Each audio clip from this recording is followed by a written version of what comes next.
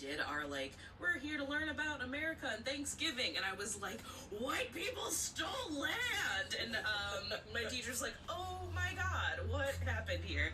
And it's because of Pocahontas. that little nugget was planted in my mind, and I like to think that I have advanced to better and more accurate media since then. But I do think that it's beautiful. It is unbelievably beautiful to look at. I think that it's a very important piece of the Disney canon for, problems and all. It is just groundbreaking to look at. All right, no veto from BJ. BJ, I think my sister Britt had those same sheets. Probably. Mid-90s, yeah. Lewis, you are up next. Are you inclined to veto the film that radicalized BJ? I have a lot of thoughts about Pocahontas. I was just talking about this movie yesterday because I found out that a friend of mine had the same experience, which is that we saw this movie with our mothers, different mothers, and both of them said, I didn't like the movie, but I closed my eyes just to listen to Mel Gibson because it was okay to say that in 95, which is like now one of the most horrifying things I can think of. I think this movie is well intentioned, and I think that Dana's right that it's like it ultimately, like, the moral of this movie, its heart is in the right place. I think the fact that it's not ultimately a love story between them, or it's not a love story that ends with them together, is really important. I think the song Savages is a problem. I think that it is a very offensive song because it both sides things to the point of, like, really undermining the point it's trying to make, because, like, one group is invading the other's land and the other group is resisting that, and they're treated as sort of equally bloodthirsty, and it bothers me. I'm not vetoing this because it's racist, but I am going to veto it because I think that there are a lot of Renaissance movies that will end up on the final list, and I don't think this needs to be one of them. And I'm so sorry to make this not copacetic, but I'm glad that you got to speak about it, and hopefully we can move past this. Oh, also Colors of the Wind, very fun song, catchy song. The fact that he just made up Blue Corn Moon is also not great, but it sounds good. So I'm not that mad about it, but I'm vetoing, and I'm sorry. All right, a veto from Lewis, and he's hanging on to the only overrides. So that is that. Of course, Pocahontas could return to the list higher up, but Dane, we need a replacement. While you prepare that, Rebecca, Pocahontas, it's been vetoed. Would you have vetoed it had Lewis not? I wouldn't have. I had it lower, like not on my list. Like, it probably would have hit like 29 for me.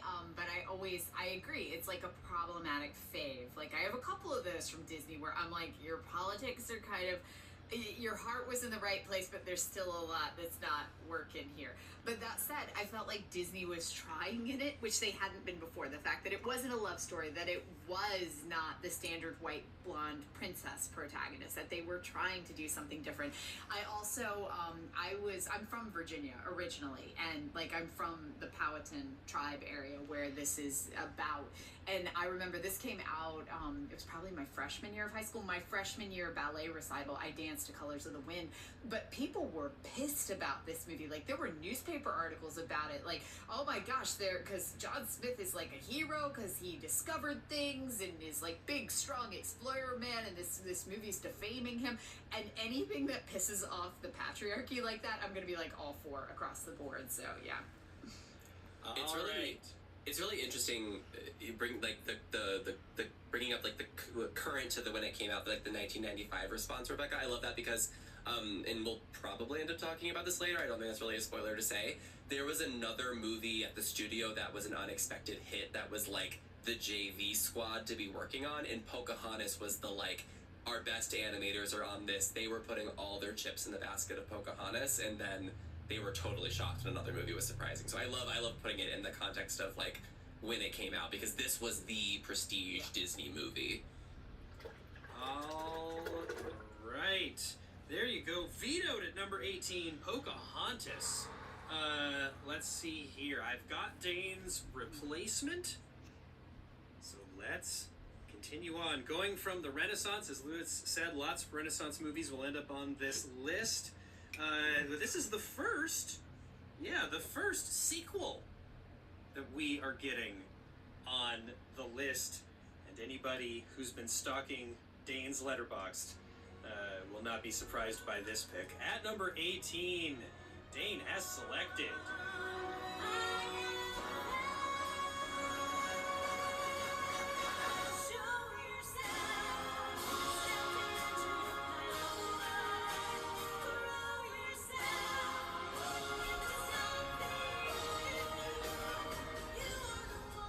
Frozen 2. Dane, Frozen 2, here at number 18. Okay, so on my personal list, this is 18. So I played Pocahontas. That was my 19. Just because I thought that was just would make for a more interesting list. And with 2 Frozen films out there, I figured one was likely to show up. I love Frozen 2. I spend a lot of time thinking about whether I think it's better or equal to the original. I won't reveal anything of that nature now, but again, if you stalk my letterbox, you can probably see where I fall. I just think that Frozen was just a completely unexpected hit, and Frozen is great. I love Frozen. I think it's incredible.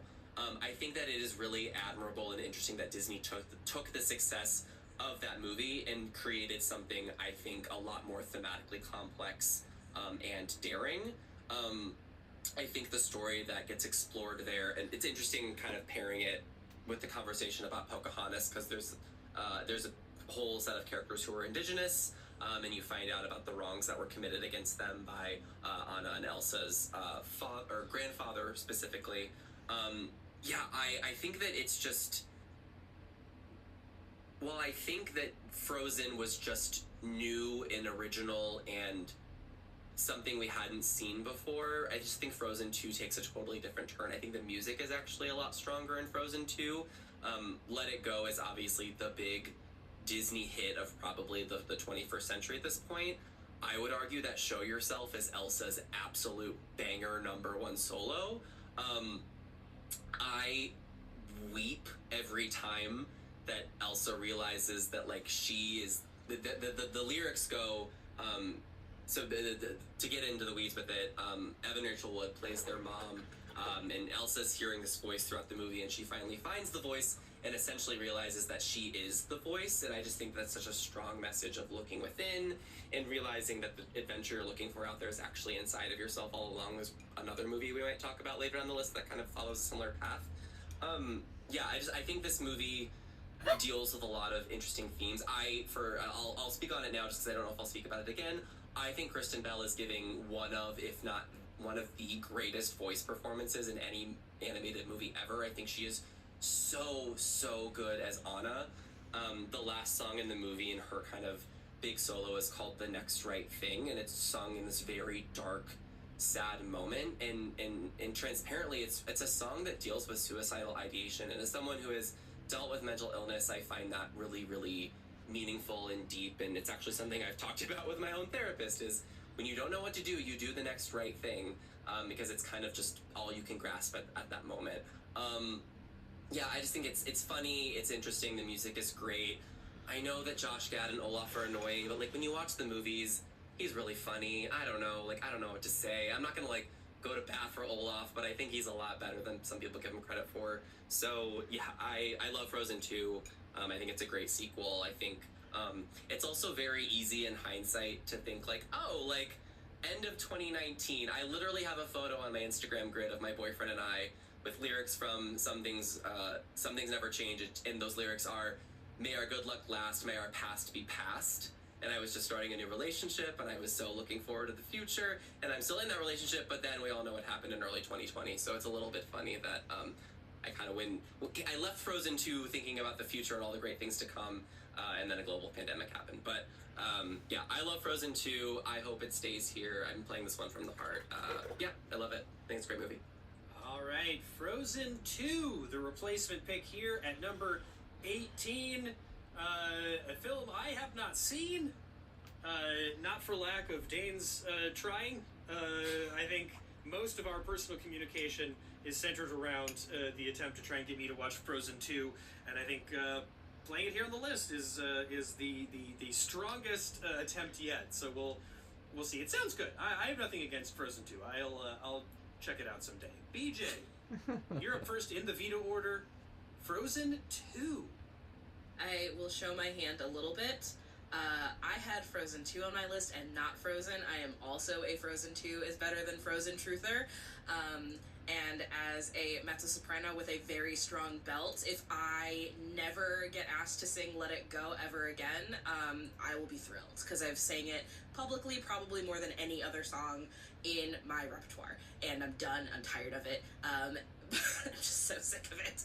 But Frozen 2, I agree with everything Dane said. I think that they were not expecting Frozen to be the huge hit that it was, and Frozen 2 feels like the movie that they should have made the first time around.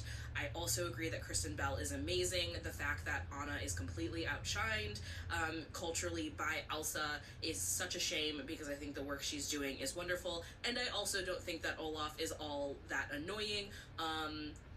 Granted, it's a Frozen 1 reference, but every beginning tap class in America does summertime now, or in summer, and it's so cute every single time I see it. And yeah, I love the men in the Frozen movies, shockingly. I think they're all really well crafted characters, but yeah, Frozen 2 is my preference of the two. And I also think that it's ballsy when a sequel outshines its original. All right, no veto from BJ. She is stoked on this Frozen 2 pick here at 18. Lewis, you're up next in the veto order. You used a veto already on this spot on Pocahontas. The replacement was Frozen 2. Are you feeling good about the outcome of your veto? Yes and no.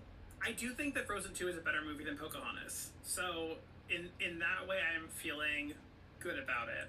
I think my biggest objection to this, well, first of all, Josh Gad's a trigger. I do think Olaf's funny, but one time this guy messaged me on Grindr, back when I used Grindr, and said, you look like Josh Gad, and that was all you said, and it was clearly meant as an insult. And I haven't been able to stop thinking about that for the past 5 years. So you can never like Josh Gad movies again? No, and that's not his fault. I do think, Olaf is funny though, especially in the first movie. Although, spoiler alert, his death scene in Frozen 2 is very upsetting. Sorry, Clay, but he comes back, so it's fine. Oh, you're kidding. Now you've been spoiled for both sides of it.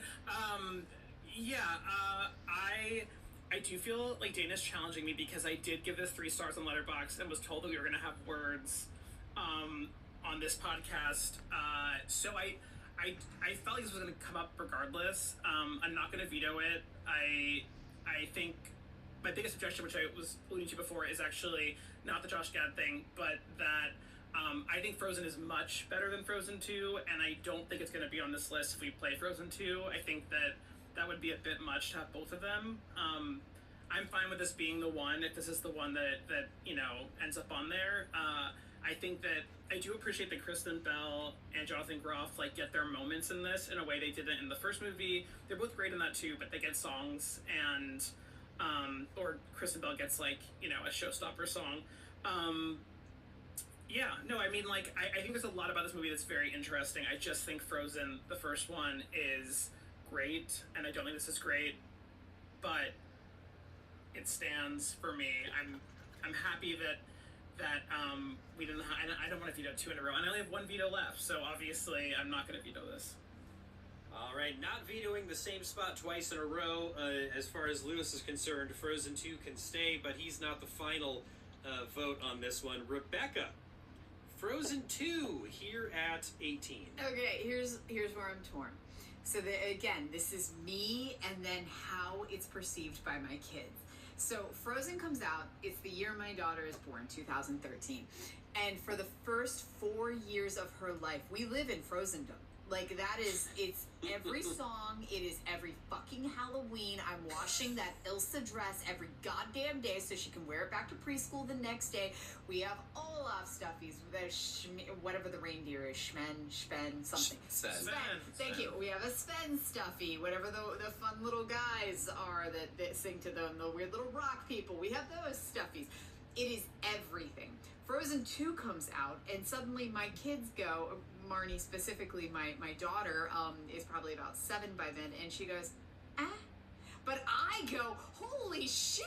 So I view Frozen, it's basically a Universal horror movie if they made it as a Disney film, because it's about monster holed up in castle and people with pitchforks, and I'm trying to hide my monster down, but I'm actually a good person, and it reminds me of a Universal horror film. Frozen 2 comes out, and I view it as Feminist Theory the movie, because it's basically like Laura Mulvey and Judith Butler like got together and made a Frozen film. It is so male gazy, male patriarchy, the double standard of being a woman, image issues, you know, be a strong woman but not that strong because men don't like that. Like, it is so heavy on everything I believe in love, but my daughter, my 7-year-old daughter, watched it and went, and so I'm torn. But that said, I fucking love Frozen 2, and if any day they're like, let's watch a Frozen movie, I'm always gonna want that one. So I'm not gonna veto it on a personal choice, but my kids would disagree with this one heavily. Okay, in defiance of the children, Rebecca not using, and you just have that one veto. I've only got one. I'm gonna save it. Her veto on Frozen 2. Well, there you go. 18 was briefly Pocahontas, ends up being Frozen 2. Ryan, what do you think about that turn of events, the Pocahontas to Frozen 2 move? Yeah, I'm kind of torn because ultimately all of this is above Alice in Wonderland, which is nuts to me. So the fact that now we've replaced Pocahontas, one of the worst Disney movies of all time, with a sequel, and it's all on top of Alice in Wonderland. It's just like, oh god, okay, cool. Frozen 2. Have you seen it? Yeah, I've seen it. I like it. Don't get me wrong. It is good. Don't get. I'm happy that it's not Pocahontas. I'm happy that is the case. But yeah, it's a little weird. All right, we've got 4 picks remaining in part 1. Don't be mad, Dane. We've got 4 picks remaining in part 1 of this mega draft, 1 per GM. We're back over to drafter D. That is BJ. BJ, this will be your final pick this evening. And BJ has sent it. Okay. Here we go. At number 17. There was some talk up top, or early on this episode, that there would be a lot of discussion of hot cartoon characters on this draft, and I think we should brace ourselves for a hearty, rousing installment of the hot cartoon character discussion, because as far as I'm concerned, looking at culture, when the topic of a hot cartoon comes up, the poster boy for that is none other. Robin Hood and Little John walking through the forest, laughing back and forth at what the other has to say. Reminiscing this and that and having such a good time. Oodle lolly, golly, what a day. Then Robin Hood. Robin Hood, the pick here at number 17. Ooh, lolly. Listen, I am a very proud queer woman. I don't trust people who don't want to fuck Robin Hood. I don't. I don't believe you. I think you're lying. No, I love all adaptations of the Robin Hood story. This is definitely my favorite of it. And yes, furry art was born out of this movie, and that is a very culturally important thing that Disney has done for us all. But no, I do genuinely like this movie. I think that it's very fun. I like the animation. I like the characters. I end up revisiting it a lot more than I realize I do. It's never a movie that comes to the forefront of my mind of I want to watch a Disney movie, but I always end up rewatching it. I like it. I want it to be here, so I'm playing it. That's my strategy. All right. Hey, a simple but effective strategy, BJ. That's how I always approach these things too.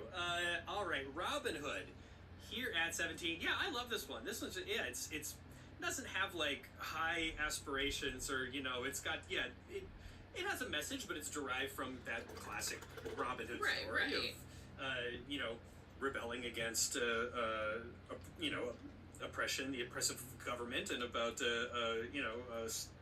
sticking up for the unfortunate and whatnot. But this one's just the music is so fun. I mean that opening credit song, the Oodalali song, is one of the great sort of low key Disney songs that they've ever done. And I don't know, this is just a fucking fun movie. Dane, Robin Hood. We're into the veto order. Do you want to veto Robin Hood? I don't want to veto Robin Hood because you know what, Clay? I want to fuck Robin Hood. Hell yeah. Yes. That is a hot fox. No, I love Robin Hood. Actually, so in my personal ranking, this fell just outside the 26. This is actually my 27. No, I think this movie's really fun. I think that, I don't know, it's great that, like, we can have this cultural conversation about furries and wanting to fuck Disney animation characters and kink shaming and what that all means, but we all reach across the aisle and shake hands when it comes to Robin Hood the Fox. No, I agree. The music is great. Oodalali, great song. Yeah, I just love this movie. Also, Lady Cluck basically invented feminism. That is my mother. I love her so much. I love her dynamic with Lady Marian is really, really sweet. I also just love that it's a movie that doesn't it's kind of you just get dropped in the middle of the story and it's all happening. Like, you don't get overly explained anything. I love that is it King John? Is King John the Prince, I think. Wait, hold on. Prince John. Prince John. Yeah. Prince John, yeah. I just love that he's just a little baby. Like, he's just a baby sucking on his thumb. It's just really sweet and great. Yeah, love this pick. Like I said, lower on my personal list, but what am I gonna do? I'm not gonna veto the hottest fox ever on film. No way. All right, no veto from Dane. Lewis, Robin Hood. Yes. This was lower on my list. It was 49 on my list. Oh my god! I'm being personally attacked by the last few choices. However, I do think Robin Hood is like easily top 5 hottest Disney character, and I obviously that's what's most important here. Is that cartoon fox. And also that Lady Cluck got a shout out because she's the other highlight of the movie for me. It doesn't do anything for me. It just has never been my movie. I've watched it a few times now. It's not something that I gravitate to. At the same time, I'm thinking about the list as a whole, and I'm thinking about eras and decades, and I don't know for sure, but this could be the only 70s movie because there aren't that many to make the list, and I think that it would be good to have a 70s movie. So I'm not going to veto it. It's mostly about the hotness of Robin Hood, but also because I think we should spread the wealth a little bit in terms of decades. So yeah, hot fox. Hot fox. I mean, so far, this GM panel has been proving their trustworthiness. Rebecca, does that extend to you? What do we think about Robin Hood here at 17? I had this a couple notches higher. This was at 15 for me. Yes. This was another one of those clamshell ones that I had as a kid that I watched in repetition. Like, the songs were it for me. So much so that I remember when the hamster dance meme came out, and when I was in college and everybody was psyched about it, I was like, it's the fucking Robin Hood song. It's Whistle Stop, you guys. It's just the Robin Hood song. But yeah, the soundtrack was always key for me, and this is it's classic Disney. I love this one so much. And yes, the fox is totally hot. I mean, Marian's hot too, I gotta say. She's quite hot. So yeah. All right, no veto from Rebecca either. Robin Hood here at number 17. I will reveal now, this was not the boosters pick, that film that they want to protect for the top half of the list, but only by about 3. Wow. votes. Wow. This one came in right below the one that won that poll, so I'm sure the boosters will be delighted to hear that it is enshrined here on the list, just outside of the top 13, essentially here at number 17. Ryan, Yeah. did the standards ever cover Oodalali? I feel like I would love to hear you put your spin on that classic. You absolutely, and we still may. Yeah. You just planted a seed right now. Yeah. And I have to say, like, yeah, the Roger Miller music in this, I think a lot of the 70s movies really do kind of rely kind of heavily, late 60s, early 70s, on the music in a big way. Like, they're reaching out to various kind of, popular artists of the era. And Roger Miller's music in this, I think, is just the love. Do you remember when Mr. Fox came out? There's the one song from this is in that. Mhm. I think they borrowed the love song, whatever the fuck that's called. I don't. It's called Love. Oh, cool. Yeah, there you go. And I don't know. For me, like, yeah, this is a breezy, fun movie. I had another huge disappointment right now. I was looking at my list. I had this at 17. So I would have had 2 points had we decided to play the bottom 13. But no. Clay had to say, let's just do the top 13. I My literally God, gave you I the could've choice. wo- I said verbatim, let's just do one half for the predictions. Do you want the top or the bottom half? And you said the top. I could be winning predictions for the first time in history tonight. Anyway, Robin Hood, yeah, I love this here. I'm glad it made the list. All right, there you go, Robin Hood, and that is BJ's final pick this evening. So let's give BJ a round of applause. Can we also Very take, happy. can we also take a moment to acknowledge that Disney will never make a film this socialist ever again? No, Good they will point. not. Very good point. Yeah, probably not. I love Babies for Socialist movies. I know. Like this and Sydney White. And then they just charge like $5 more for parking and like double the price of a churro. It's all.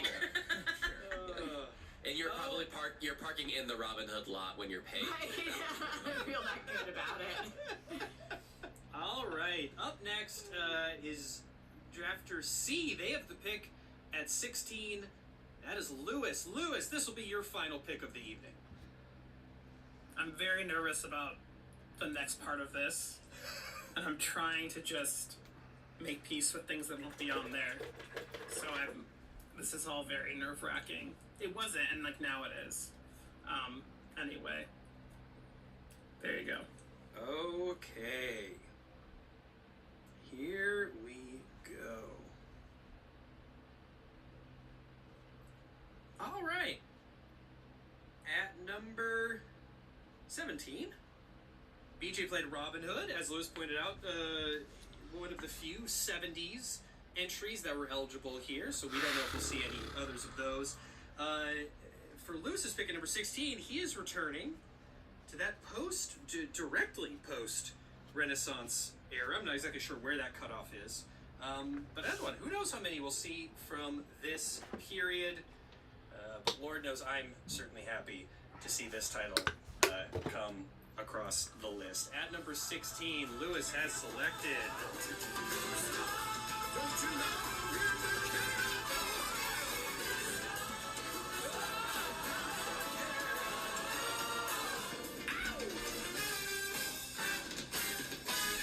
Boom, baby! The Emperor's New Groove. Yeah, no, I did think that Clay would be delighted, which is not why I played this. Again, I'm thinking about eras, and there was another movie around this time that I thought about that were now too high on the list for me to consider.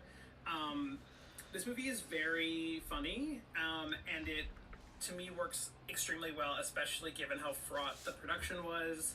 I finally watched The Sweatbox, the documentary about turning what was going to be an epic, dramatic musical into a comedy with one song in it. And I'm sad about what we lost, but I do think maybe it was for the best. I think this movie holds up better than some of the other attempts at like serious Disney of this era. It's very funny. It has a lot of jokes that I think still work. There's some gay panic jokes, but they're only a little bit offensive. And it's not the only Disney movie we'll talk about probably that has weird gay jokes in it. So I'm giving it a pass. there's a lot that I want to get on this list, as I said, that I think won't be on here, and I picked this one because I think it's one of the funniest. But I understand if people want to focus on another era. We're just at a time when I'm like, I have like certainty about picking this, but I have like, there's just too much right now, so I'm accepting there are going to be some losses. But I would like to see this make the list. I think Eartha Kitt deserves a spot here. Would have liked for her song to be included in the final cut, but we were on a different path. So yeah, I have no idea how people feel about this, so it'll be an interesting veto order. All right, the Emperor's New Groove here at number 16. Lewis, I will agree with you that this is one of the funniest Disney movies, and I will go one further and say I think this is one of the funniest movies of the 21st century. I think this is absolutely fucking hysterical. The writing is incredible. The visual humor is present here in a way that it is not always in Disney movies. There is an energy to the camera in this movie that sells these jokes so I think John Goodman and David Spade have incredible buddy chemistry in their voice performances, and also there's some really effective touching moments along the way as well. And yeah, Eartha Kitt, all-time great Disney villain, and Kronk, honestly, all-time great animated character and voice performance.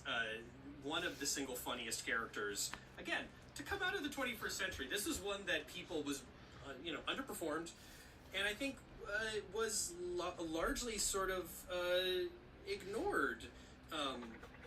This was when I was in college, I would show this to people and be like, oh, fucking Emperor's New Groove. And they're like, oh, I never saw that. That was, Disney movies kind of got bad around that. I'm like, no, the Emperor's New Groove is absolutely hysterical. And I went over a lot of people with my badgering in that era. So, Lewis, whether or not you played this to delight me, you have delighted me. No, but I also, it's like 12:30 here, so I'm not the most coherent, but I'm glad you mentioned the heart, because I do think this movie is surprisingly impactful on an emotional level, in addition to the number of jokes they cram in. So the joke, I mean, there's a million jokes, I'm not going to recount them. The one that just occurred to me when I was thinking of the funniest stuff in this movie is when they're being chased by the guards through the castle, and they throw all of the potions that change people into animals out at the guards chasing them. And they all turn into different things, like a cow, a giraffe, a dog, a mouse. And the guy, I think he goes, excuse me, I've been turned into a cow. Can I be excused? And Easel goes, yeah, you can leave. He's like, anyone else? And they're like, no, we're good. And you just keep chasing them. The joke writing here is on a different level, and it's attempting a different kind of humor than most other Disney movies. So I fucking love this one. Just gonna jump on the scale a little bit as we go into the veto order. Dane! The Emperor's New Groove here at 16. I'm weighing Clay and I's personal friendship here and wondering if I veto this, how he will feel toward me moving forward. So while I think about that, I'm going to talk about Emperor's New Groove. I think this movie is very funny. It is one that I've never loved classically. However, on this last rewatch, it did move up a little further in my rankings. I do think it's very funny. I agree with everything that's been said about it. Eartha Kitt, great. Patrick Warburton, great. Wendy Malick as Chicha, like that is that is mother. That is mother. I think, and I could be totally off base here. I think that is the first portrayal of a pregnant woman in an animated Disney film, which is pretty cool. So I think where I'm coming down, what I find most interesting about this movie, and I really came into this draft wanting to not make things extra filmic because we're here to talk about the films. However, I find it so fascinating that there is so much material about the making and the upheaval of this movie. It is such an interesting look inside the creative process and how this went from... so the original idea for this movie, I believe the title was Kingdom of the Sun, and it was a passion project of one of the directors of The Lion King, and it completely had to be rehauled, director replacements. Sting wrote all of this music that didn't get used, and it's explored in the aforementioned The Sweat Box, which is not officially released. You have to go find it on the internet to watch. So it's not hard to find if you want to watch it. You can Google it. And actually, I neglected to bring this up when we talked about Frozen 2, but there's a great series on Disney Plus called Into the Unknown, Making of Frozen 2, where you realize they did not know how the fuck that movie was going to end like 2 months before it came out. It's wild. It's insane that they landed that plane. Anyway, fuck. I'll watch Frozen 2.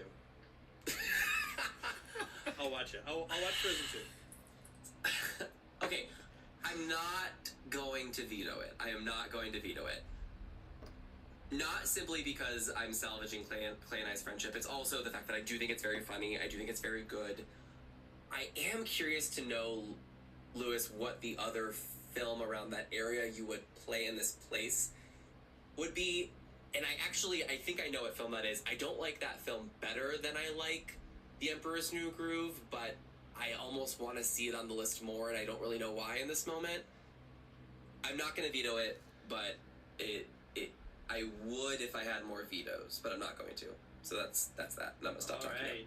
Dane is clutching onto those 2 vetoes for the top half of the list. BJ, you're up next. The Emperor's New Groove here at number 16. So I have a really weird pathway with this movie because as a kid, I rejected it outright because I hated David Spade because he was mean to Chris Farley and Tommy Boy, so he was dead to me. He was dead to me as a kid. I was like, how dare you? And it wasn't until, honestly, like in college where I had so many friends who were like, no, you don't understand, this movie's hilarious.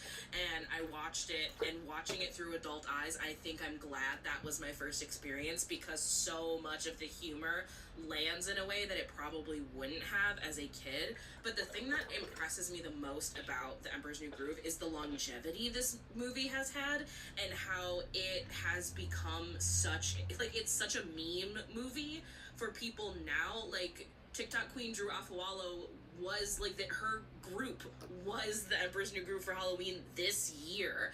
And I see people getting tattoos of like Cusco's poison, the poison for Cusco, all the time. And it's like, of all the movies for this, like for people to gravitate towards, the fact that this is still getting new fans is really impressive to me. And I think just really speaks to them nailing something when, as we've all discussed, like they shouldn't have. Like this should have been a colossal failure, and the fact that it's not, and it is so campy, and it does have such tongue-in-cheek humor. I'm not vetoing it. I'm glad that it's here. I'm shocked that it's here, honestly, because I did think that the other film that I think we're all thinking of, I thought would have been played instead, but I'm very happy that it's here. All right, and finally, Rebecca McHenry, The Emperor's New Groove. What do you think? Would you bring your family to visit Cuscotopia? Oh yeah. Like this, honestly, I had this in my top 5. So this is low for me, y'all. But I know, had I played it up there, I figured yes. everybody would have been like, no, it's too Rebecca, high for if you had played Emperor's New Groove in the top 5, I would have invented a new rule that is like the commissioner's, approval that I would just lock it in there. So this came out, I had just started college, and I remember us like sitting in the dorms, like watching this over and over and quoting it. Like it slapped for 19-year-olds just as much as for kids at the time. And now this is one that like my kids and I, we like a good family, we talk in mostly movie quotes.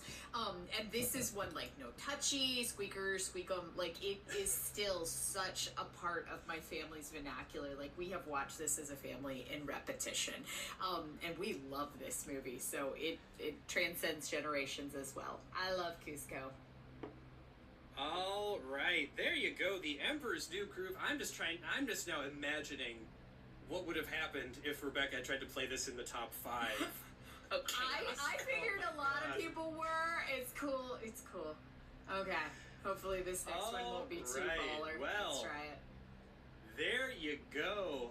Ryan, The Emperor's New Groove on the list here at 16. I could not be any happier. I have, I keep my expectations and ambitions in check. I was, if this was anywhere on the list, I would be satisfied.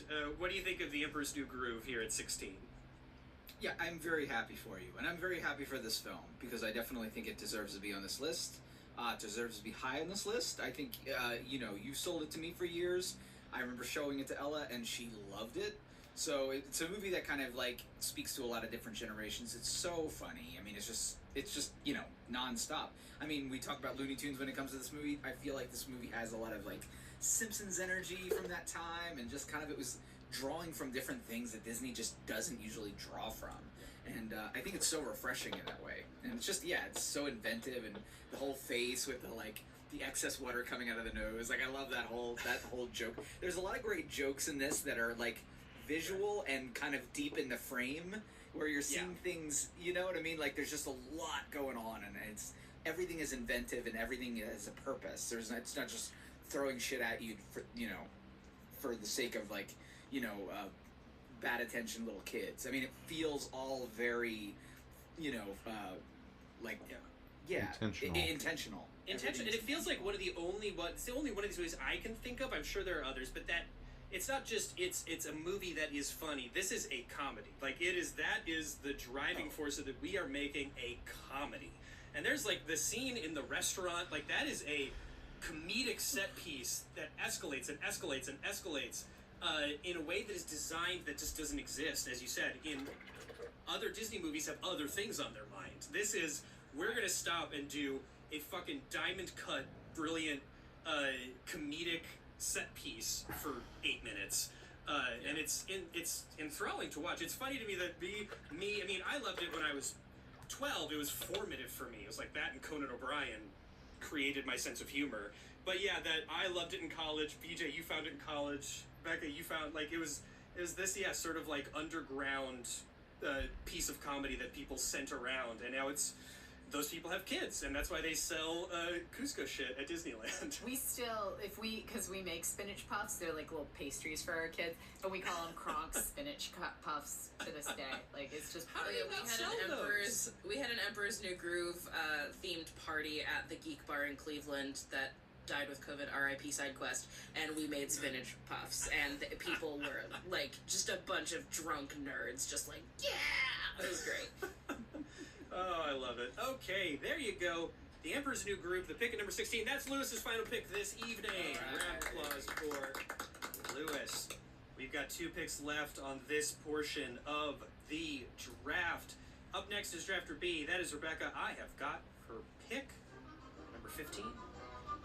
Rebecca has selected. Oh, I'm getting fucking pinged. For sure. The Sword in the Stone. Rebecca, The Sword in the Stone. Somewhere out there, our friend Brian Cogman is pumping his fists. Tell us about this movie at number 15. This was my fave when I was a kid, and I'm waiting for it to get vetoed, but I know this has a big following. Like, there's a lot of people out there like me that this was one of their faves when they were a kid, because it was not Disney princesses. When I was a kid, late 80s, early 90s, there was Cinderella, there was Sleeping Beauty, we had Beauty and the Beast come out right around that same time period. It was all pretty girls in pretty dresses, and this was the one that I found kind of spoke to me the most. I love Mad Madam Mim. Like, I find the music in this amazing. I find the story in this amazing. It is so un-Disney feeling, but it is, I think, such just a wonderful, wild story.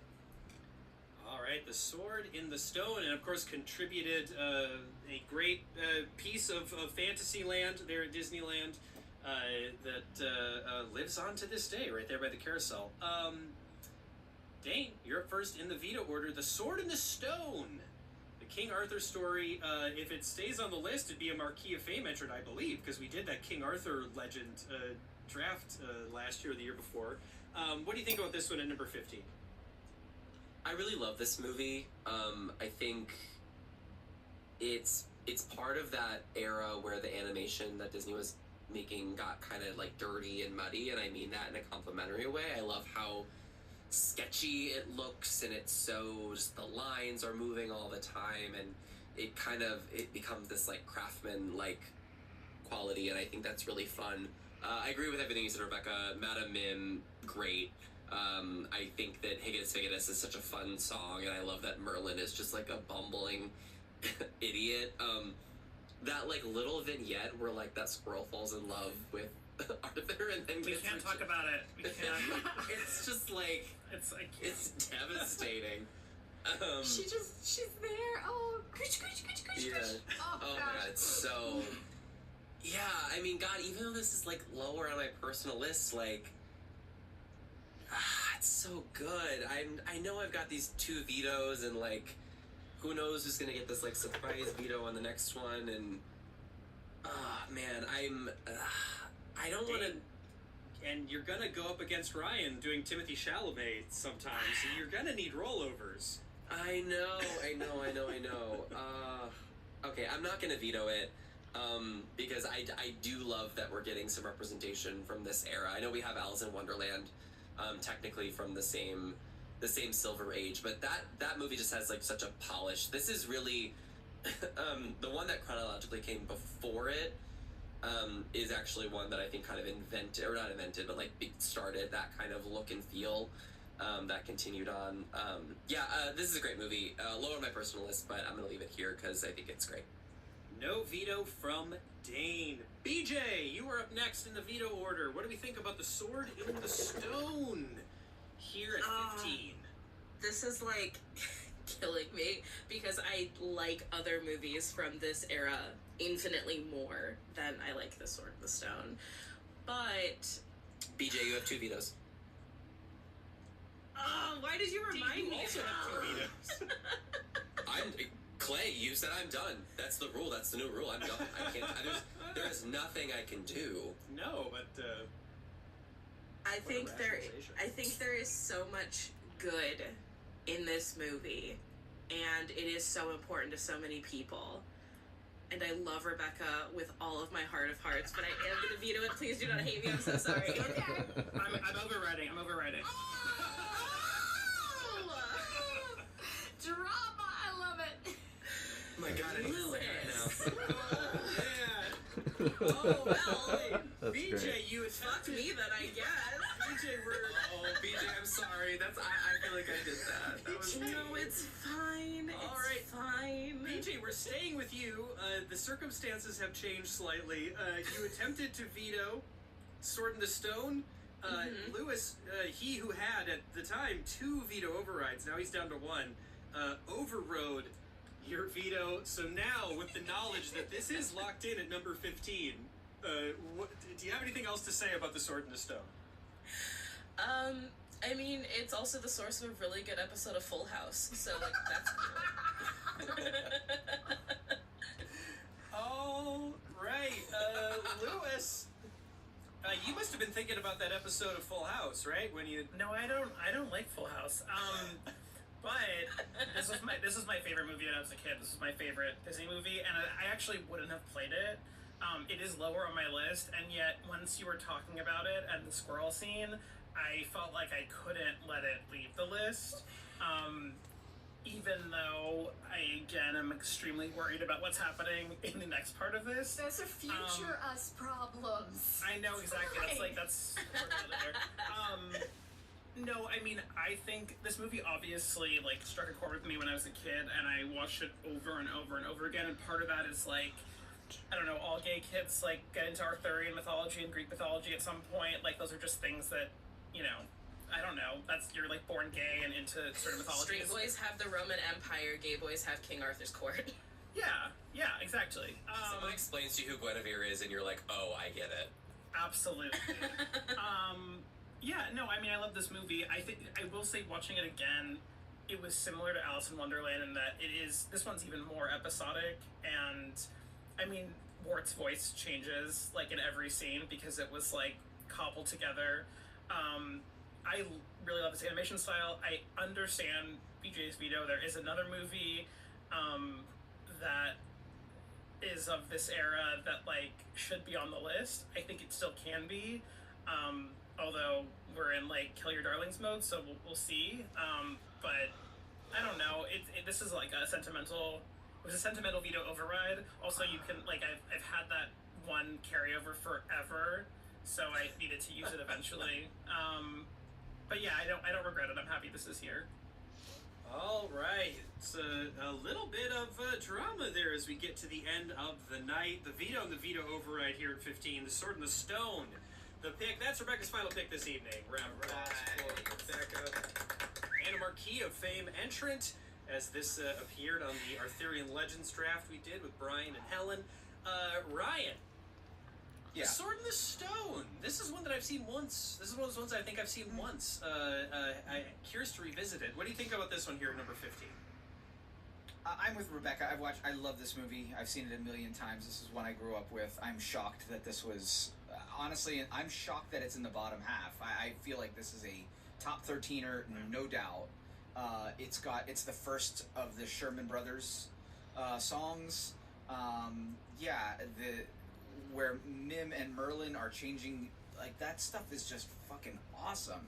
Even Merlin just doing the dishes is mesmerizing. Like, it's just so, like, I don't know. Everything is very inventive in this, and when Merlin finally pulls out the sword, like, I have chills right now just thinking about that moment. Like, it really kind of strikes a chord. And I definitely think that this is it's definitely a movie that's, like, in my DNA in terms of being a kid, but I watched it a couple of years ago and I was just like, man, this movie just kills. It's so good.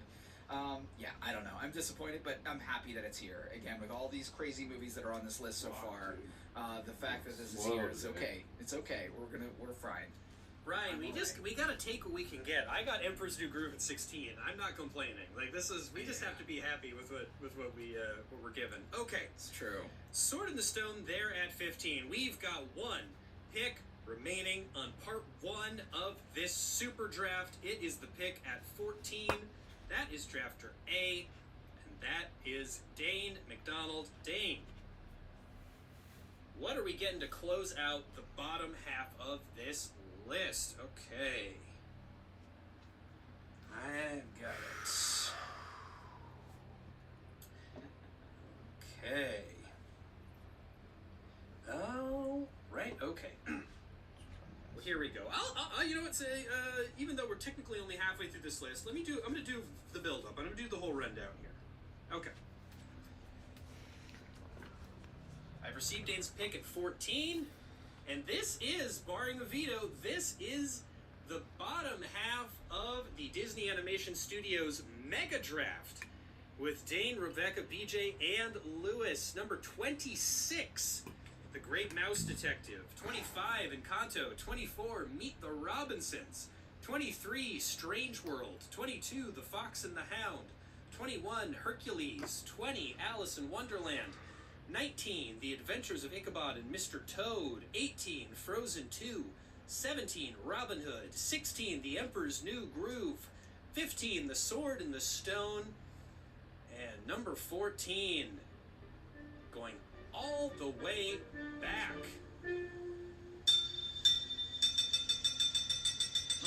To the very beginning.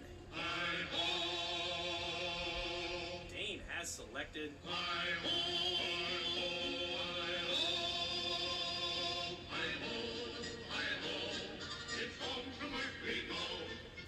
Snow White and the Seven Dwarfs.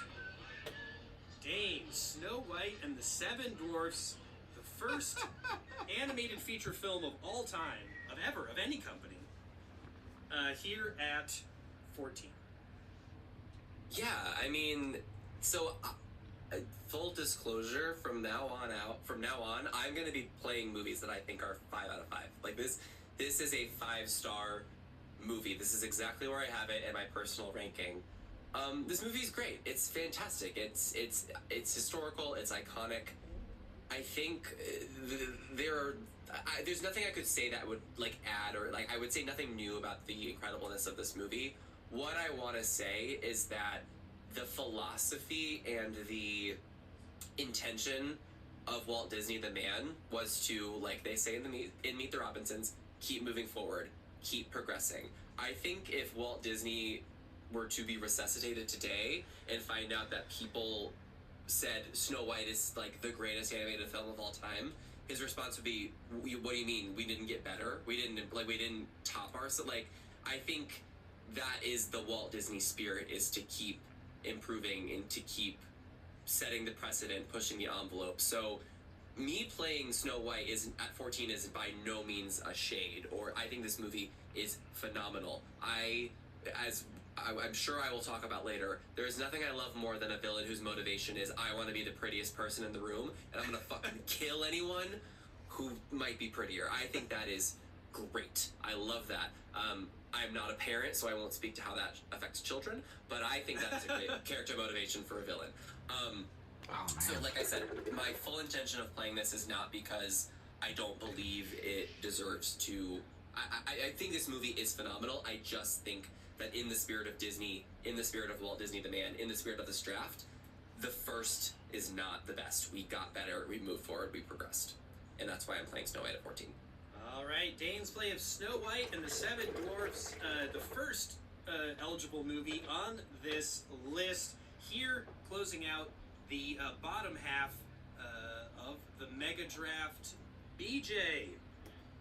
Snow White and the Seven Dwarfs here at one of those movies that's so like foundational to kind of like just Hollywood. It's one of those that's kind of hard to pick apart and talk about, because as Dane said, it was so groundbreaking and so influential. And I don't even know, I've probably only sat and watched it all the way through maybe twice in my life, but I still feel like I know every single song and word and moment, and it's just so ingrained in the firmament of film history. Like it's kind of hard to step out and parse it. But what do you think about Dane's placement of it here at 14? This is my same placement for the exact reason Oh of my God. Oh my goodness. it has to be on the list. All right.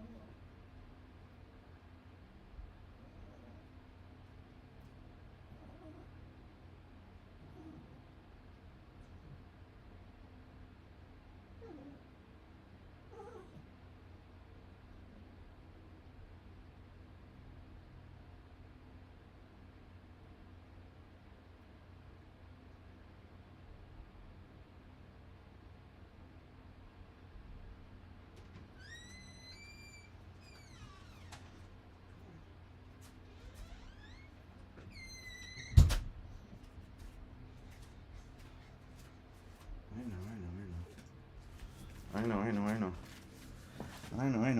I will say I was very, very fortunate. Yeah. I got to attend a press event for Wish, and they did bring out like original animated pieces from this era. So things of Snow White and Pinocchio and Sleeping Beauty, and you can physically see how things progressed and moved forward, and that definitely influenced my decision. And also seeing it, like, it's wild to see that up close. It like breaks your brain a little bit. It breaks your brain, and I've visited the Disney lot a few times, not often, but they've got the process that Disney, had his people come up with to create the multiple planes and give the things dimensionality that big. I forget what they called it, but that you see that thing, they have one in a hallway somewhere at the Disney studio, just you can look at, and it's like 15 feet tall and has all of these big pieces on it, and it's just like, to make one shot you had to get 3 guys on this nuts. thing cranking levers and all sorts of, it's crazy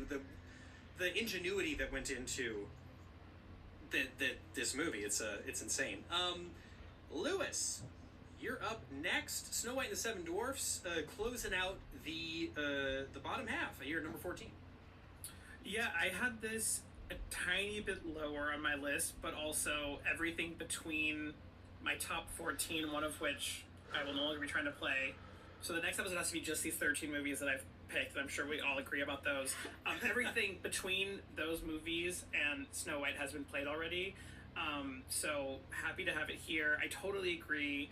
It's just like it's obviously a hugely impactful movie and hugely influential movie, and so it like has to be on the list, but I don't think it needs to be higher, because even looking at this era, there are other movies that I hope get played that are, movies from the 40s, movies from the 50s, that I'm just like crossing my fingers we see in the next part. I think Snow White is like a stunning achievement.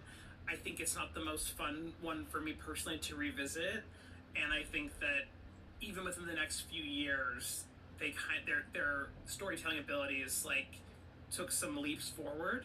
But like you can't really argue with Snow White. So I can't imagine vetoing this. And yeah, I'm happy. I think this is the perfect spot for it. All right, Lewis on board with this placement as well. Rebecca, we're down to you. The final word on Snow White and the Seven Dwarfs. I know you love Kinder Trauma, and yeah, tracking this shit through Disney, it goes all the way back. The witch cackling with the apple, and it goes all the way to the beginning. The witch wasn't the scary part in this, it was the mirror. Like, the mirror was seriously like the fucked up face in the mirror. I mean, the witch had its moments. Actually, Disney, they changed it now, but they had what they called the Scary Snow White Adventures ride, and it had like an actual jump scare in it where she's looking into the mirror and then she turns around and she's horribly old. They've tamed it up a bit during the pandemic, but it was the most terrifying ride at Disneyland. Like, it traumatized me as a child. I had to have my eyes covered the whole time. And it ended in the bleakest way, because it ended with them pushing the rock on her, and that was an actual like stage scene. And then the next thing, you went through the doors and it said, "And they lived happily ever after," and there was no conclusion aside from, "And they killed that bitch, and then they lived happily ever after." It was wild. They've definitely sanitized it a bit since then. So yeah, I'm not going to veto this. It had to go on the list somewhere. I had it in the lower 20s. But that said, it has to go here. This is not one that like my kids will watch now. They find it to be dry. They also are immediately like, "Mom, we don't call them dwarves." And so she's like, it's one of those problematic ones. But that said, it is so important for history that it has to be here because of what it did, because the park is still full of people dressed up as Snow White, because Snow White iconography is still so important, and because this went on to not only just influence all of Disney to come, but it was this that influenced Wizard of Oz, that got Wizard of Oz off the ground, that showed them that there was a way forward with these giant Technicolor color movies, and we weren't into Technicolor yet, but these giant color movies, and so kind of moving forward. So this is kind of the crawling that we had to do so we can run later. All right, well there you go. Dane seemed a little bit hesitant playing this classic back at 14, but finds basically unanimity. The GMs all agree with the placement. Dane, that is your final pick on this portion of the list. Round of applause. All right, Ryan. Closing out part 1 of the Disney Animation Studios Mega Draft with the first feature-length animated film, Snow White and the Seven Dwarfs. Dane McDonald never ceases to shock, and his friends and compatriots on this panel are just as shocking, in my opinion. I mean, like, listen, I am trusting all of you that, yes, the next 13 are all bangers, but if I find Chicken Little to be the first thing we play, I'm going to rewind and play this to everyone live on the air and just say, this is what Poor you Chicken brought. Chicken Little keeps This catching is what you strays. brought. This is so sad for Chicken Little, who has suffered enough. I feel no shame in saying that Chicken Little sucks. I hate that movie. No, it's so. My horrible. least It's horrible. favorite. It's my like absolute bottom awful. 61. Okay. I'm sorry. Okay. Like, name an uglier movie. I don't think you I can handle some of the weirdo package films more than this one, so. Yeah. 1000%. Yeah. Yeah. All right. Well, there you go. We have wrapped up part 1 of this super draft. This panel will be back in a couple weeks to pick up at number 13 and bring us all the way through to the best Disney Animation Studios movie of all time. This is what we've got rolling over. Rebecca, you've got a veto heading into part 2. Lewis, you've got a veto and a veto override. Dane, you've still got both of your vetoes. And BJ, you've got a veto as well. But of course, like I said, if you are part of the Screen Drafts Booster Club, which you can find at patreon.com/screendrafts, we will be having a poll. We'll put that up in a week or so, maybe a week and a half closer to when we are recording the second part of this draft. But you are going to pick.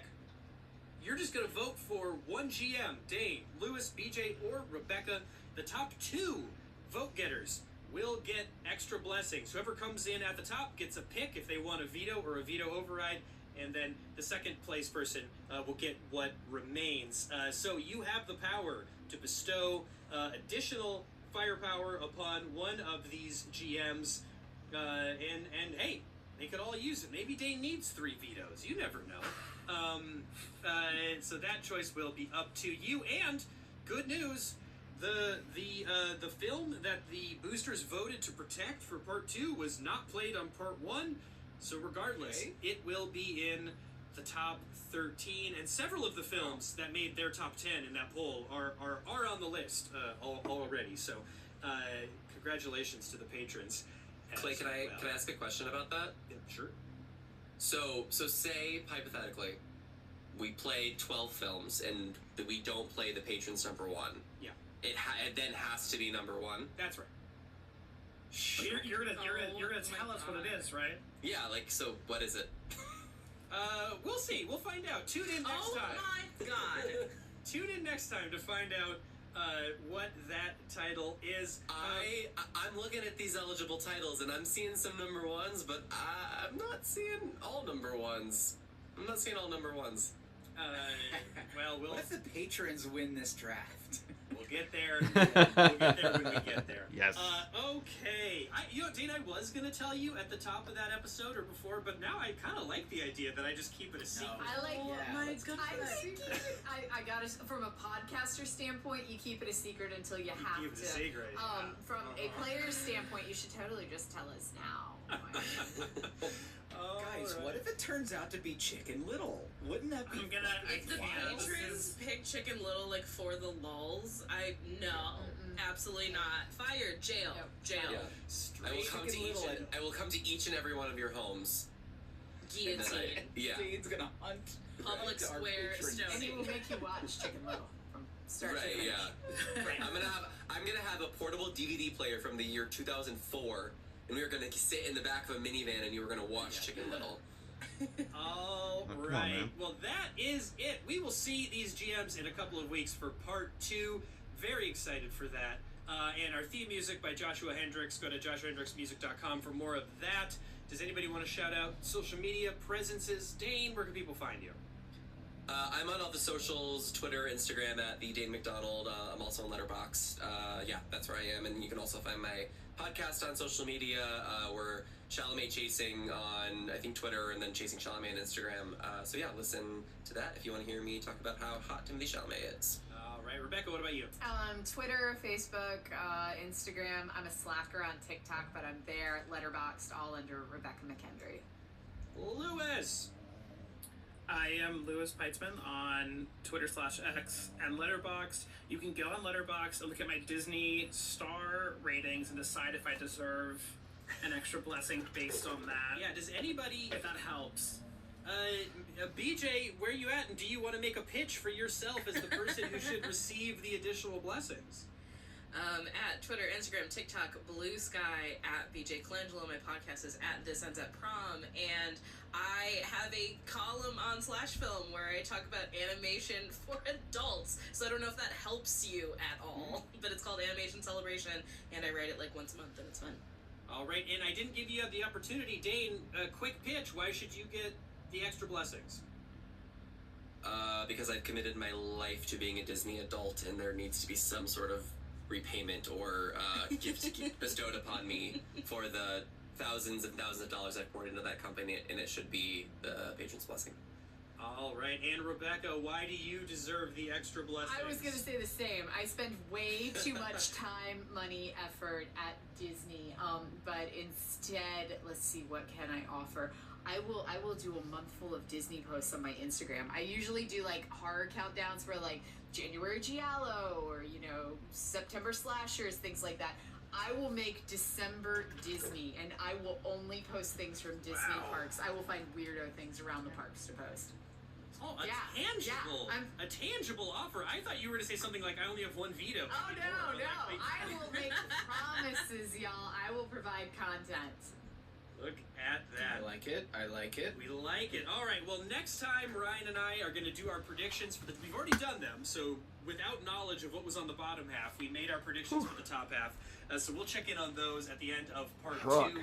And, of course, check out the Patreon to vote for your favorite GMs to get additional blessings. But right now, this is the state of the list. The Screen Drafts Disney Animation Studios Mega Draft with Rebecca McKendry, Lewis Peitzman, BJ Colangelo, and Dane McDonald. 26, The Great Mouse Detective. 25, Encanto. 24, Meet the Robinsons. 23, Strange World. 22, The Fox and the Hound. 21, Hercules. 20, Alice in Wonderland. 19, The Adventures of Ichabod and Mr. Toad. 18, Frozen 2. 17, Robin Hood. 16, The Emperor's New Groove. 15, The Sword and the Stone. And 14, Snow White and the Seven Dwarfs. We will be back in 2 weeks with the top 13 picks. Sweet. All right.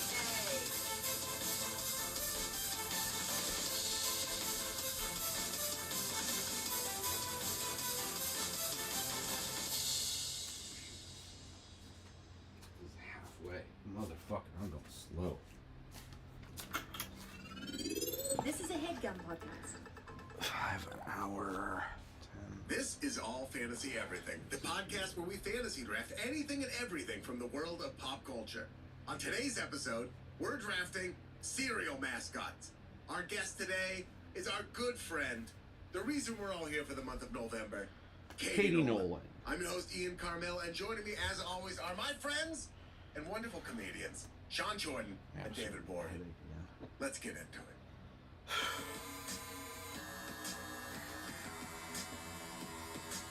Bano, Bano, Bano, Bano, Bano, Bano, Bano, Bano. Hey, what are you doing for the next 90 minutes or so? You got time to sit down, listen to an All Fantasy Everything? If you don't have 90 in a row, that's okay. You can break it up into half-hour increments, you know? You could. You Yeah. could. Tell you what I'm doing for the next 90 minutes. I'm sitting here with my good buds. That's right. I'm going to talk about cereal mascots, and I'm going to be stoked about it. Having a great time.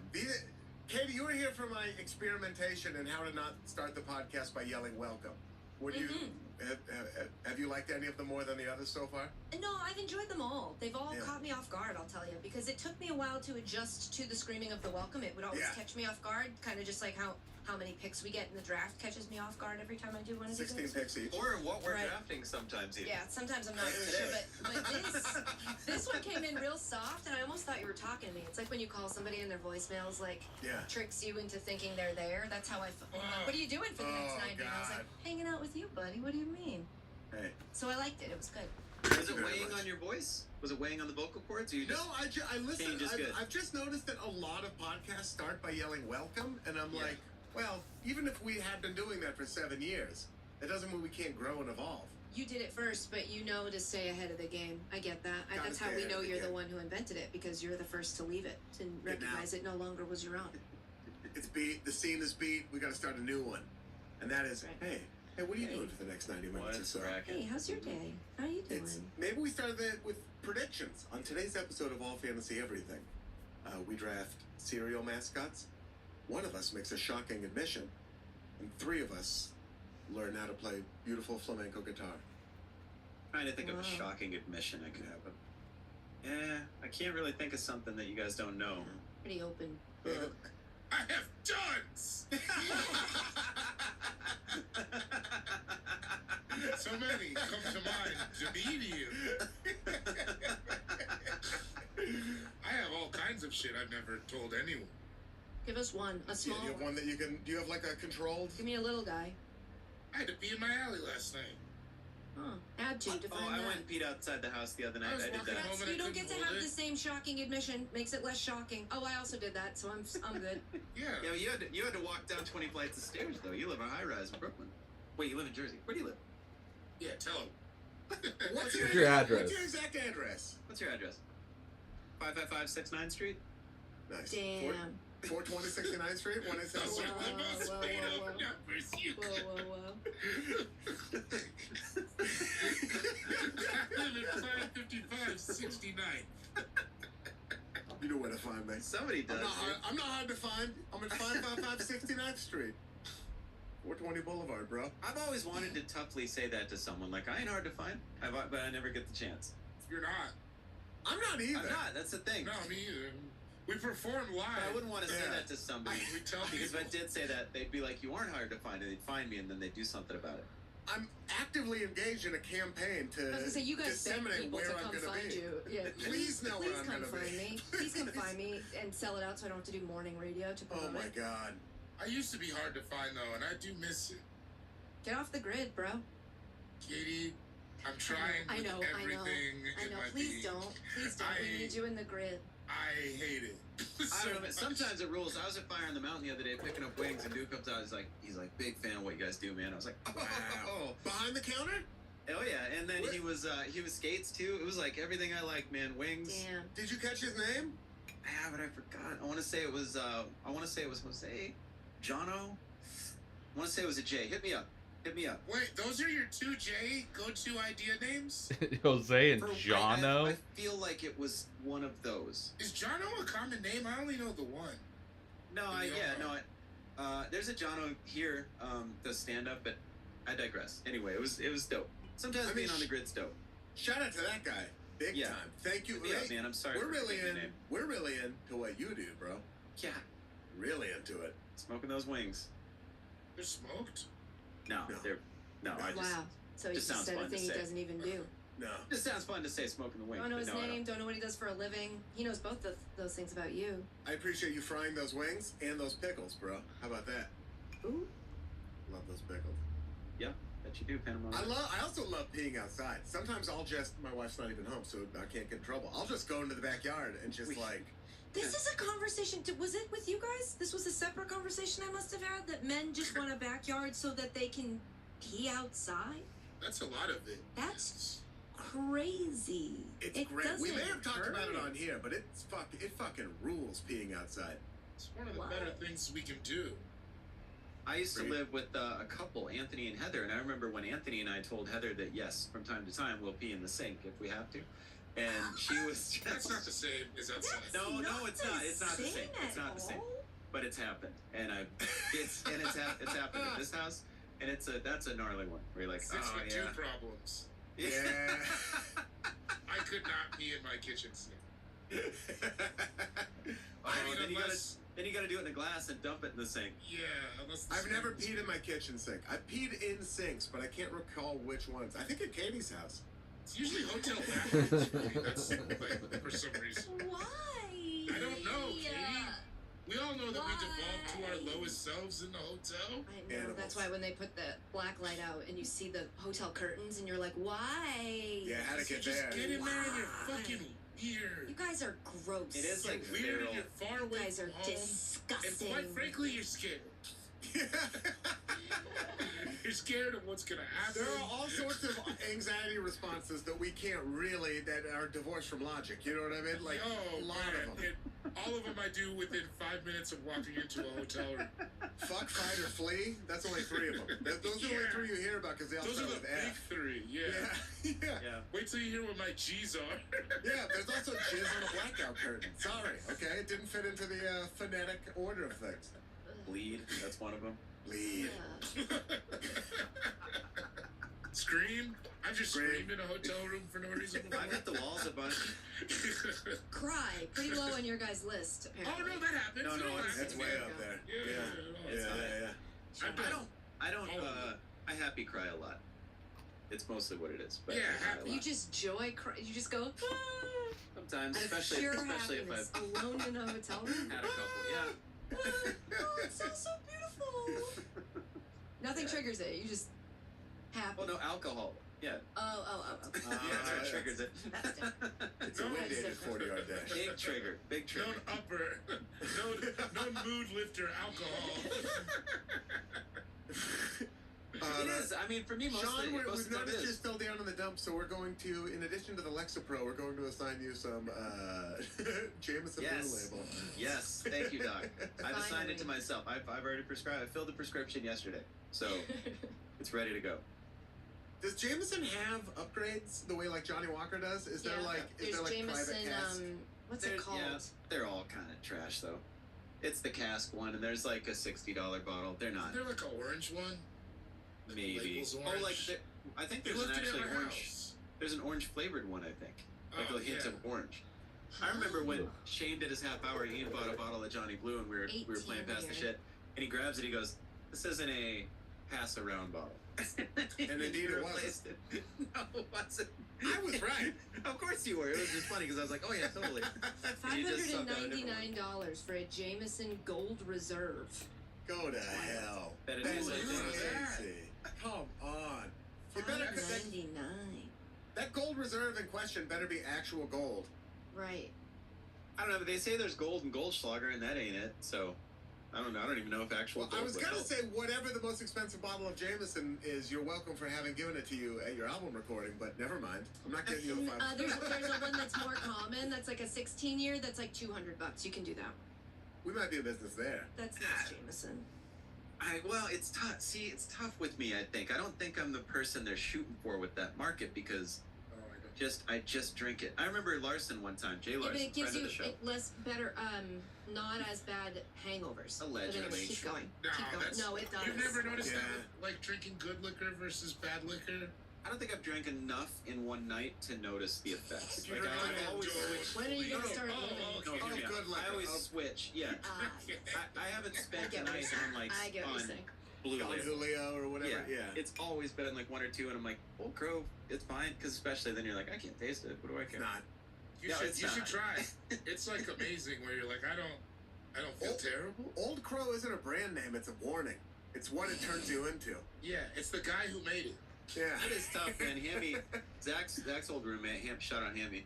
He would have handles of Old Crow at the crib, and after Toscani would go to bed, is when the boys would hang. It Oh, just yeah, pull out listen. the 175, and it's like it sounds crazy to think about now. I wouldn't move for a couple days, I bet. Listen, I've had a lot of Kentucky gentleman type friends. I get it. Yeah. We talk about drinking the way old athletes talk about the games they used to have. It's astonishing sometimes. Like there was somebody put up a post the other day from Sioux Falls, and it was like all these kids I went to high school with, so they're all my age, and like 10 of them just holding up Jaeger bombs, I'm like, man, it's still going down like that back home. It's still going down like that when you are at a bar. No, you'll notice I didn't, not at Denver, partly because they were out. They couldn't facilitate the request a few times. But, Okay, see, so there we go. but it didn't happen. Regardless, it didn't happen. I didn't search it out. Irregardless. It's in the Irregardless. dictionary. Sorry, I knew it. Listen to our Irregardless. last episode, for God's sake. Didn't we just hear me facilitate the order? That was fun, right? Little turn of phrase. Yeah.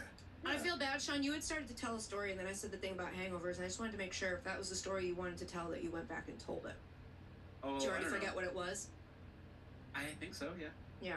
Could have been Probably that. because of all My those bad. aforementioned Jaeger bombs. Yeah, maybe you should. Could have been. I'm Yeah, sorry they'll for get you there. interrupting you. Hey, Edie, I'm please. sorry. Please don't be mad. I would rather have you interrupt me and be here than not interrupt me and not be here. That's kind of a nice thing to say. Thank you. I would rather have you interrupting him every episode we do. Yeah. Be fine with me. David, you must take a stand. Which side of this issue do you stand on? I have no dog in this fight.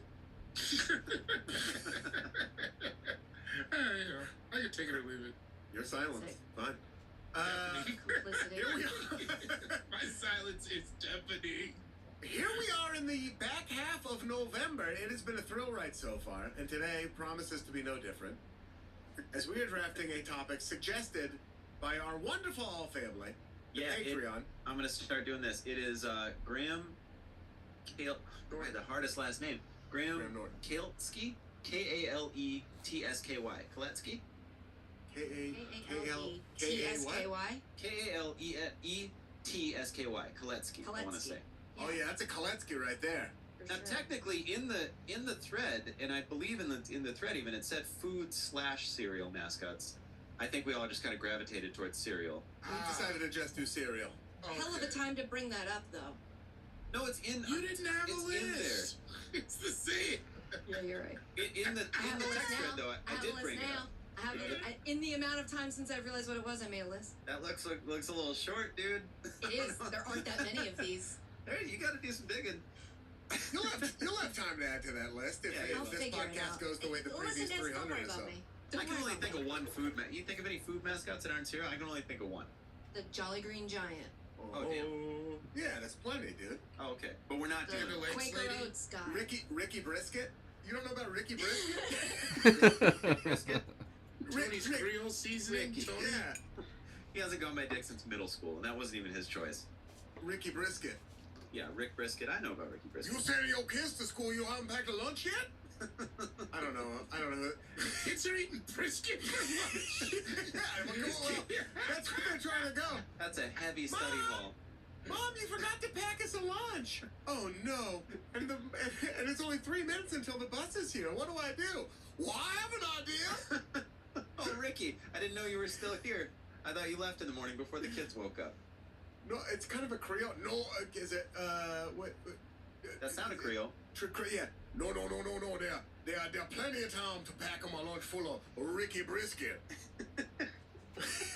Just a big One more slab of. thing, and this is just what is brisket a Creole food? I don't think so. Don't think so. Is it gator brisket? I always thought they were more of a remoulade. I really did. Kind of situation. I really got over my skis with this Ricky Brisket. Ricky Brisket?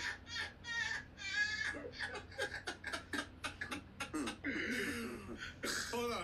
Let's think about. It's a whiteboard session. We don't have any. There's no bad ideas. This is all just having fun. Ricky Brisket, take two. Ricky Brisket, take two. Okay. Mom, you forgot to pack us a lunch, and the bus is coming in 2 minutes. Oh no, I don't have time to make them a lunch. What am I gonna do? Well, howdy, ma'am. I'd be happy to help. Yay, it's Ricky Brisket. Why don't y'all just slice off a piece of my arm and throw it in that kid's bag? Gross! It's not gross. You're gross, little piece of shit. See, now we're getting closer. I like this. I'm into this. We're knocking on the door. They're not Let's gonna talk let us price in point. yet. Yeah. I like the tagline, Ricky Brisket. I'm not gross, you're gross. Quiet. What? Shit, alright. He makes a good point. If y'all got a better idea, you can go ahead and eat that for lunch, you little dumb shit. You better than a better sack be of dose off his arm. I don't see you doing that to Antonio Chicken Thigh. Why don't you go suck off a cucumber then if you're too good for old Ricky Brisket, piece of shit? Damn. Did you just kiss the lid of your Starbucks, Katie? Have you ever seen when they have that little annoying drip that's about to come out? Yeah. And if you take a sip, the drip falls on your pants. I had to suck that out first. I'm glad you saw this. I thought you just gave Suck it a that little out kiss. But you gave No, I it a didn't. little kiss. I didn't want it to get on my pants because that'll ruin your whole jean outfit, you know? Goddamn You right. get a coffee drop on your thigh. My jeans are dark for a reason. Nice. That's Whoa. a metaphor. I My love jeans that. are dark for a reason. That's sick. That's like a All line that in coffee I drink. a movie trailer. I told You you. drinking coffee? Don't you? Does it get you wired drinking it this late? What time? It's 4:50. That's not late. For coffee? It depends on how late you're up, you know? Oof, Yeah, I'm I'm- a lightweight with if I drink coffee that late, It I does will nothing feel it to in me. the It's more just like for the mental of like I had a coffee, so I feel better. Same. It's I think I'm a lot there, stupid. a lot with does that too, nothing yeah. to me. Somebody could sub out That shit decaf and I wouldn't know. jacks me off. Well, here's the thing. It's impossible for me to fall asleep anyway, so I think I just maybe don't notice. You know what I'm saying? Right. I already am struggling in that area, so it doesn't have an effect. I'm the same way. I'm the Sick. same way. Yeah. I'm the same way. I mean, I can fall asleep at night, actually. I'm kind of the opposite. Wow. I could- so I can that's have a- that I can- hurt a lot. I felt like I had an ally, and then immediately I felt. We are sort of allied in that I'll drink coffee any hour of the night. I'll drink a coffee at 9 p.m., but it's because I can just usually fall asleep pretty good. Yeah. I got friends So I'm like that still- where they could have a coffee to talk them in. Seems crazy. Still on Yeah, your like side. an after dinner coffee. Yeah, I love an after dinner My coffee. cutoff, I would say, is like 6 or 7. I'm not having a coffee past that. Dude, the general has Coca-Colas at like 11 p.m.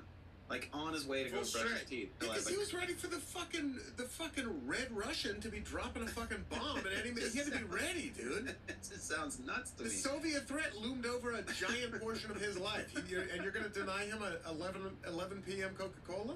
I deny him nothing, my friend. I just, All right. I simply notice what's happening. They had the bomb, Sean. I don't get in the way. All right. No. I'm on the couch watching Perry Mason with the rest of the family. I know my place. All right. New or old? Old. No. They have them all memorized. It's like me watching Friday Night Lights. They love them. I'll tell you what I love. Cereal mascots. And we're going to draft them. Thanks again to Graham Koletsky Sup, Graham? Nice. on the Patreon. We love you, Graham. Now, the way we determine the order of this draft is through a rollicking game of rock, paper, scissors played between the three of you. And we throw one, shoot. Here we go. Rock, paper, scissors, shoot. Ooh. Whoa, 3 scissors. Rock, paper, scissors, shoot. Whoa, David wins. He throws a rock Holy. against 2 papers. David is the winner of rock, paper, scissors. It's incumbent upon you to determine the order of today's draft. But before you do that, I will remind you, it is a serpentine draft. How does that go? You're trying new stuff. I'm trying new We're stuff. all trying new stuff. We're just getting shocked up in the gym. We're a team. We know we're going to make it to the playoffs. So it's all about figuring it out on the way there. I'll try That's something. great. Look it up. Yeah. That's what it is. It's like using a leaf blower. I was using a leaf blower earlier. When you You got use a a leaf leaf blower? blower, I got a leaf blower, baby. I'm a Ryobi man. I Lucky have leaf. a whole Ryobi Ryobi. section in the shed. Someone called them homeowners tools, but I'm not one of those guys. Now I don't know if that was good or bad what you just said. Oh, because the- it's like I'm the not one idea of that those- they're not like industrial. They're like for homeowners. Like they're not for like. I don't think it's a bad thing that I own a home. So I'm No. there. Yeah, it's cool. I'd prefer it if they weren't bright green. That's my only gripe. But they're cost effective and they get the job done. I have weed And they whacker. have that interchangeable batteries, right? They do, and I got the You're weed saying this whacker. bright green stuff when I know for a fact you gave all of your Ryobi equipment a custom digital urban camo job? Oh yeah, Yeah. snow camo, fire camo. Wait, you really did? You did your. All the You did? Ryobi stuff for fall. I have autumn camo. All the Ryobi tools for the summer. They got Digital summer camo. Digital camo. fire camo. Winter, like my Ryobi shovel that doesn't exist, but I made up anyways. I painted it green and then painted over it with winter camo. This is all fictional. Okay, It's I all was like, fiction. what's happening? I It's don't all a bit. understand at all. Yeah. When you use a leaf blower, you have to. So if you want to clear the whole yard, you don't just mad dog it. You have to have a method. So you start on the left and you blow all the way to the right, and then you kind of stay on the right for a while, and then you move up like 3 feet. I'm not certain this is how people leaf blow. It's how you should. You don't. That is. You have to get them all. Serpentine leaf blow? Yeah, you go on the bottom of the yard, you clear That's gonna cost one you area, extra. blow forward, then you go up a little bit, you go back to the left, you push them all towards one side of the yard, and then you just you casually go back and forth and up a little bit at the end of each. Yeah, that's exactly what it's like. You would know that because you live in L.A. Well, Portland are making fun of LA. Real original. You have I your invented that when I was You have six. your persimmon blower out there, huh? No. You kid. No. It's insane that you lived in LA for as long as you did and you think there aren't leaf blowers here when that's the main noise that people hear from 7 a.m. Now, the main noise that I heard was horn and engines. That was the main noise that I Okay, heard. well, we live in Glendale. Horns and engines. Basically, Katie, David, what it means is if you pick fourth in the first round, you pick first in the second round, and there are 5 picks. Now, with that in mind, what will the order of today's draft be? David, Katie, Shawnee. I'm always second. John. Ian is the order of the draft, and we will get to David's first pick right after this very emotional break. This episode of All Fantasy Everything is brought to you by See The Thing Is. Now, let me ask you a question. Are you a millennial who misses what life was like in the 2000s? Of course you do. It was so easy and so simple. Have you had a hard time finding newer curated music? Yeah, it's tough to find. You interested in multiple perspectives on relationships, dating, and music? If you are, then you're going to love See The Thing Is. It's a podcast hosted by Grammy Award-winning R&B artist Bridget Kelly and media personality and podcast trailblazer Mandy B. Twice a week, Bridget and Mandy have nostalgic conversations in their grown segments, political pop culture conversations in their honest segments, and relationship sort of hot take conversations in the slightly toxic segment. The opinions on the show are real and are brought to you by the genuine connections the ladies have with the guests they like to call their friends with benefits. You see what we did there. Each week you're going to leave with some new music recommendations or a curated playlist that you didn't even know you needed in their freshly squeezed music segment. Most recently, they've had on Ari Lennox, they've had Big Frida, Remy Ma, Muni Long. I mean, the list goes on and on. So you're going to love what you get. Follow/subscribe to See The Thing Is on Spotify, Apple Podcasts, or on YouTube. New audio episodes drop every Tuesday and Friday, and visuals are available on YouTube Wednesday and Saturday. This episode of All Fantasy Everything is brought to you by James Allen. Now, if you're shopping for an engagement ring, it is, and I will speak from personal experience, one of the more stressful things you could possibly do, especially if you have no idea where to start. You have to know what size your partner's finger is. You have to know what they do and don't want. You have to have your version of what gaudy is. I mean, the list seriously goes on, and I had absolutely no idea. I mean, honestly, what do you do when your girlfriend or partner is dropping hints that they want a ring, but you have no clue where to start? I mean, you can only throw so many excuses at them, and then you kind of got to get it done. So thankfully, JamesAllen.com is making buying the perfect engagement ring a whole lot easier. So essentially, JamesAllen.com is the online destination for designing a customized engagement ring that your partner is going to love more easily than you ever thought possible, and saving up to 50% compared to traditional stores, which again, save that money. You know, I didn't know anything about the whole process, so they make it so easy. They streamline it. You can choose from over 200,000 certified conflict-free diamonds. They've got both earth-created and lab-created, and once you pick your diamond, you can see it in a magnified 360-degree view, so you can see what actual diamonds look like up close, in HD, or on your phone or computer. And again, if you don't know what you're doing, it's still fun to go look at that view just to see what's happening. Like, when the doctor shows me a CAT scan of my knee, I don't know what that means, but it's fun to look at. You know, I feel like I'm a little more involved in the process. That's all this is. So once you do that, you can pick from all the ring settings. You got platinum, white gold, rose gold, yellow gold. JamesAllen.com. They also offer augmented reality ring, like, so you can try on, so you can just see what it's going to look like on your hand, which, come on, technology rules. You already know that your partner's checked out the feature once or twice. Of course they have. It's like when I go to Nike ID, design shoes, you get it. Here's what really makes them the most helpful place to shop is they offer real-time diamond consult. So you can talk to anybody with non-commissioned experts. So they're there specifically to help you. They can walk you through the process, educate you on all the technical stuff, answer your questions. Anything you got, they can help you with. So give it a shot. If you're thinking about it, go try them. Get 25% off your order when you go to jamesallen.com and use code ALLFANTASY. Again, that's code ALLFANTASY at jamesallen.com for 25% off jamesallen.com. And we're back. Welcome back to All Fantasy Everything Already in Progress. We're you here gave with the the hand. director of the FBI. Oh, and we're back. Just for the listeners, doing an intricate, almost like a Lydia Tarr-esque hand motion Hand thing. to bring hand us back ballet. in. Doctor Strange does that too, I think. You cannot start without. Welcome back to All Fantasy Everything Already in Progress. We're seated here with Director of Culinary Advancement in the field of hydrodynamics, Sean Jordan. Yeah. I'm glad you said it and I didn't Trying to have give us more of an NPR feel. Maybe we can get some I Gumroad love money that. for AFE. What's hydrodynamics? I don't know. I just started saying I words. thought it was Water water. movement. Water David, stuff? we are drafting cereal mascots. David Borey has the first pick. David, what is that first pick? I gotta go all-American talent. I mean, I think this guy, we all know. He can play middle, he can play outside linebacker, he can come up on the line if you need to. Just got all the tools, a long career ahead of him. Plays like a leader, real smart guy, like a Urlacher, Teddy Bruschi type. I'm going with Tony the Tiger. He Come is on. Great built. pick. Perfect. Totally. He's built, known for trafficking white flakes, but that has nothing to do with my Bolivia.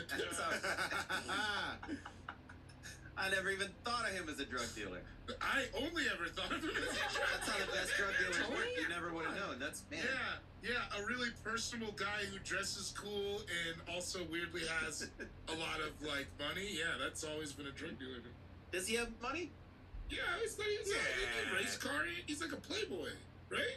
See what Yeah. Seems like he's doing all right to me, yeah. That's a I Saint always Laurent assume- bandana around his Yeah, neck. that's the thing. I I always People was don't assumed, know trying to that. picture him. Let me look at him. I always assumed Tony the Tiger was getting like super lit. Really? Oh, yeah, And why He's got is that now by high- tigers or like a Jessica Rabbit situation? Like what is the Probably. I I think honestly the thought species ladies. rules are off. I thought like you thought like I hot women? thought like human, like Vivica Fox. Yeah, absolutely. Sick. Like Of he would course. be spotty. He'd be on Dumas Sunday Spotted. He's leaving Tower Bar with like Florence Pugh. Yeah, I thought Yeah. whatever the proverbial your chick, that's who Tony the Tiger is. Yeah, Fucking. look at him. There's- He's got that high T. You can tell. There's a Tony Braxton album about Tony the Tiger. Yeah, Unbreak My Yeah. Heart is about Yeah. Tony the Tiger. I mean, he's kind of chesty. Oh my god, I'm looking at somebody drew like a Well, Oh Of no, course don't they go. did. brick Of course they full, did. like jacked In- version. in researching for this draft, I learned that Tony the Tiger is like there's a lot of fan art of Tony Yeah, the Tiger. that's this is unsettling. I in the gotta furry show you community. this picture. I'm going to the chat as well. Just gonna drop. My message is too long. Okay. Yeah. I'm being I have a silenced. problem for Tony the Tiger. Oh, I just realized it's fur affinity. I shouldn't probably have Yeah, gone to of course this. it is. I shouldn't have clicked on this. But you guys have to click on it Oh, too now. that's the one that mine says the same thing. But anyway. Yeah, Oh, there you go. no. Oh my god, we found the same picture! Oh, looks this amazing. is Oh, but he rough. doesn't have a dick. His dick's not out in either of these. I think it's. I think if you look closely enough, it might be. Is it? Doesn't it look like there's a weird Oh, you thought shadowing? that was his tail. Oh, I get no, I it. see. That's what I'm gonna say. Oh my god, dude. Yeah. Whoa. Anyway, yeah. So he's smashing. He's a big Sure. wheel in the furry community. Yeah, This people want to is- fuck Tony the Tiger for How sure, many and they're not axes? wrong. He's got an 8 pack. Yeah, And those D'Angeloids. yeah. Yeah, he's got him. Deep voice. Feels like he'll get physical if he has to. You Oh know what my I mean? god, I'm seeing things I wish this one's like him as a bodybuilder with that little unitard on. Tony Your Tiger. voice Tony, does not sound. But he still Shock has was the the- look on your but he face. still- It's not the sound in your voice. I will say. And he still has the bandana I'm not wrapped gonna around put it in the his chat. neck. If you This want to get is crazy, type wild. in nude, and then No, No. absolutely. This is a black bar, like it's it looks like his arm, like he's jerking off, but it's censored. Yeah. Holy shit! I gotta close this. This is Oh, crazy. I can't Tony the believe it. Tiger does not have to jack off. Okay, he can find it He's whenever never he needs jacked it. off before. No. they didn't Yeah, give him with one of those those cat nails. penises in those pictures I just saw. was I don't know what a cat penis is, and I don't want to spend any more time on it. Well, Google cat penis. I will No, not. don't. They're terrifying. Tony the Tiger is like that guy who like finally locks down your crazy aunt who never got married. You know what I mean? Yeah. Oh, She's but just then like she found Tony? Then she met Tony, not But Tony's people are coming like- to Thanksgiving.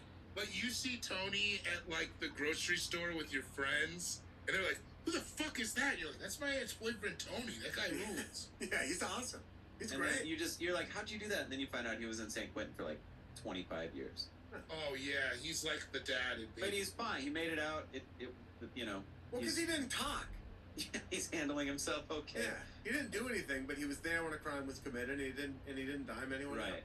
You're like, how did Denise and Tony the Tiger end up together? And then he tells you the story one night. So Tony the Tiger used to look like almost a Henry Rousseau. Like he looked like I can't look at images of him anymore. I've ruined my search. It's now I'm just getting slutty Tony. I'm not even going down the cereal aisle I again. have stuff to do. Like I can't. I know you're looking at old versions. I just can't. I wonder what your Instagram recommended is going to look like. Not great. Mine's already a problem. Oh, dude, I've been getting sports fights. That's what's the new thing is it's like all kinds of like sports fights. People in the stands. Anyway. At some point, they made Tony the Tiger jacked and buff because he used to just be like a storybook-looking cat. People want cereal to be good for you, right? So they want you to think that it's good for you. It's not just raw sugar and terrible for Yeah, you. you can't have a big chubby guy be like, "Come eat this, kids." Yeah. Because they'll point to him and go, "That's not." You used to be able to. I didn't know that cereal Yeah, was you did. terrible for you until like my mid-30s. Is it? I still didn't know that. So if we can just table this part of the conversation and carry. I mean, on, isn't I'm it not like here, 'cause like I'm still Frosted Flakes is pretending terrible for you? It's just I so don't know, much I sugar, grew right? up on grape nuts. Yes. Just don't even get me started. My dad would not let us get any of the good cereal. It was crazy. Cracklin' Oat Bran was the wildest we got. Actually, we went through a Frosted Flakes phase, and you're right. I think it's because Tony. He's like, We "Yeah, were it's good for Kicks this fans. tiger." A lot of Okay. kicks. I'm going to Yeah. take it back to Tony the Tiger really quick. In the 1970s, he was given an Italian-American nationality. In the 70s. Antonio the Tiger? Tony the Tiger, he's Italian. Wait, in the he is 1970s. He's I, mean, Italian. I always assumed, but I never wanted to. You see, Consumers were briefly introduced to more Tony's family, including Mama Tony, Mrs. Tony, and a daughter, Antoinette. That's No close. way. Yeah. wait, Now I gotta Google Antoinette the Tiger. Tony was the a wife's popular name was figure. Mrs. Tony? Mrs. Tony. He was a popular figure among the young Italian American population, and it showed in 1974 when he was deemed Tiger of the Year in That's an a- advertising theme. Is that an Italian award they give out? Yeah, by Italian. He's been on the cover of He only got Italian. it once. Who are the other Tigers? I don't. This is on Wikipedia, so this might not be true, but it says he was on the cover of Italian GQ. People That say is Wikipedia is what? not true. I feel like it's true. It's I usually know. sourced, but Don't destabilize my worldview like that. I can't find the cover. Italian Man. GQ. Yeah, this sound feels like an elaborate prank. Yeah, it It's really pretty does. funny. Like somebody somewhere is gonna clip us doing this and be like, "Finally, somebody reported it as real." Yeah, yeah. We're gonna be part of We the got YouTube you. documentary. Yeah. Oh, put me in there. I don't care. Do We your all own wish. research. I will. What is real is Thurl Ravenscroft was the voice of Tony the Tiger until 2005. I didn't know that. Mr. Grinch? Yeah. Or, I guess the guy who You sings guys are Mr. so Grinch. good Yeah. at knowing people's names because I was like, "Who now?" Oh, You're a Thurl, mean dude. You one. never forget Thurl? that name. Thurl? That's... Thorough. Like thoroughly. Yes. Thurl Thurl. Bailey. Raven or Ravens? Ravencroft. Ravenscroft. Ravenscroft. Multiple ravens. They don't name people shit like that anymore. And he looks like Thurl Ravenscroft. You just too, named if you look at someone. him. You could have named her whatever you wanted to. I don't think I could have named her Thurl. That would have been a tough I sell. don't know. Thurl Jordan? Just saying. I haven't named It, anybody. it doesn't not go good. Yeah, it's alright, I guess. Thurl Jordan. Yeah. We're having another one. Tony the Tiger going first makes a lot of sense. I'm Yeah, glad Yeah, that that's happened. first round talent. Katie, who's gonna go second? Oh my God, that's That's right. well.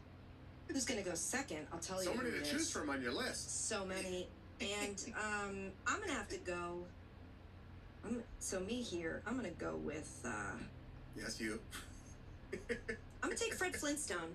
Okay. Pretty good. Yeah, If I for may. sure. Of course. Just Solid, because I mean that's solid. look. Absolutely. If we're continuing the football analogy that I loved that you had there, David. This is a guy who has a diverse portfolio outside of his I guess that's not really talking football anymore. He brings a lot to the table. He was already famous as a cartoon character. This is like he's endorsing this cereal. So he's got a lot of trust. Like Pee Wee Brings a lot of Kirkland, trust. yeah. Yeah. So I feel like to not take him would be wild. It's a steal to get him in this draft, honestly. I'm honored to have him on the team. I think he's just a lovable... I haven't gone back and re-examined the Flintstones, I guess, with adult eyes, but I think he was like a lovable guy. It's crazy progressive. They were in a polycule all the way back in the 60s. I've always thought he was like a Ralph Cramden type. Is that not right? I thought he was like a one of these days, Wilma, right to the moon. He was indeed. To the moon being a good thing or a bad thing? No, you don't remember that Honeymooners joke? He believes in women in STEM. Sick. And the women, yeah. Hold on one second. What, baby? What, baby? Oh, no, you can leave it Have out. you been peeing in the yard again? Where did you hear that? Who said that? What? No. What are you talking to? No, Sean peed in our yard. He said Oh, it you loud. we were doing a bit. No, we were doing a bit. You misheard. We do Okay, Sean, you have to stop sending these. No, we do a lot of improv scenes Get now ready on for 20 AFA. of those, my friend. Are you I don't sending like more this. naked pictures? No, Here. look up sexy Fred Flintstone. I just put one in the chat. Oh, Why? no. Oh. No. All right. He looks like a Street Fighter character. Yeah, that's all right. Yeah, he does. He looks like E Honda. Here's the thing. Fred Flintstone, there's two ways to look at it. Oh, yes, he's a celebrity who chose to promote the Pebbles. But he's also, like, got other stuff going on. This isn't his main focus. I don't know why you always take the thing I've got and you go, here's why you suck at this. I'm just saying, you don't suck at it. It's just not his main focus. I'm just saying, like, there are some people who devote their lives to this. Totally. You know? And would you say those people are right? Because do you think cereal is worthy of your life? You think throwing your I whole think life anything is behind if you cereal? throw your whole self into it. Kind of a Jeremy Piven doing I don't think stand-up situation. there's levels of devotion. What do you think they peeled him off for this? Fred? The guy? Yeah. Because he never moved. You'll notice he never got a bigger house or anything, so he just put all that money away. Humble, good man, family Saved it for man. Pebbles. And he named the cereal Reinvests it after back his into kid. the business. Yeah, They, right? they wanted to call it Fruity Chunks, and he was like, I'm only signing on if you name it Pebbles. After my daughter. Barney was like, what about Bam Bams? The chocolate one tried to make them Bam Bams, and then they were like, it's just not selling. So it was Coco like, Bam Bam? Pebbles. Coco Bam Bam sounds like a toddler describing diarrhea. Or Sean. Or Sean describing diarrhea. Man, I got a Coco Big Man. Alright, I got the Coco Bam Bams. Can you pick Max up from daycare? Of course, Cocoa Pebbles doesn't sound any less like diarrhea, but we're inured to it. Yeah, but the Bam Bams, it makes it hurt more. There is, and I almost don't want to say this. Sean, take your headphones out really quick. I shan't. I'm an adult. Sean, take your I'm the headphones out oldest really one quick. here. There is Mrs. Butterworth. By David's at least a 28 decade. for crying out loud. There is Mrs. Butterworth's Fruity Pebbles flavored syrup.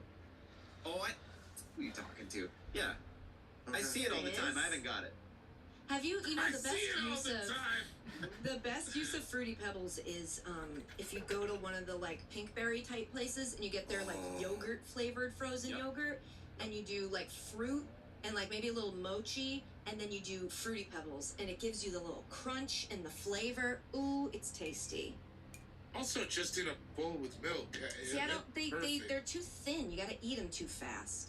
That's for me. the whole game. Because I introduced the criticism of your Fred Flintstone pick, you can know how sincere I am when I say that's fucking exactly right. That's the Yeah. best thing to do with Fruity It's Pebbles. so tasty. So delicious.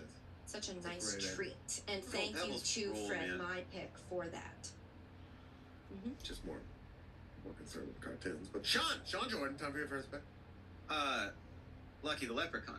I gotta go with my. Oh yeah. Yeah, I gotta go with White the Irish. stars and horseshoes, clovers and blue moons. It's the only Irish on the board. And the red balloons. Is he? So what's? It's an iconic pick. Here it comes. Oh He's yeah. swatting it down. Here it comes. Let me hear it. No, it's not a SWAT down. This is a question. Is he getting punked? Is he like one of the other cereal guys where it's like he's always trying to get the cereal but he can't? Or have I imagined that? What's his No, role? they're always trying to get his cereal. They're always trying to get his. Yeah, they're always That's trying to right. get They're his after Lucky Charms. Charms. Yeah, that's right. They're always after me, Lucky Charms. That's right. Yeah. That's right. He never really gives them to the kids. He's out there for himself. He doesn't want to give these kids the cereal. Would you?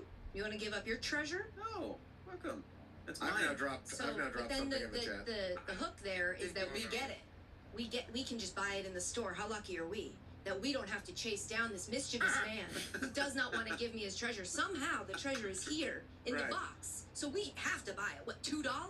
$2 is worth it. Those kids Right. spent their lives chasing that guy, and he almost gave up his life defending it.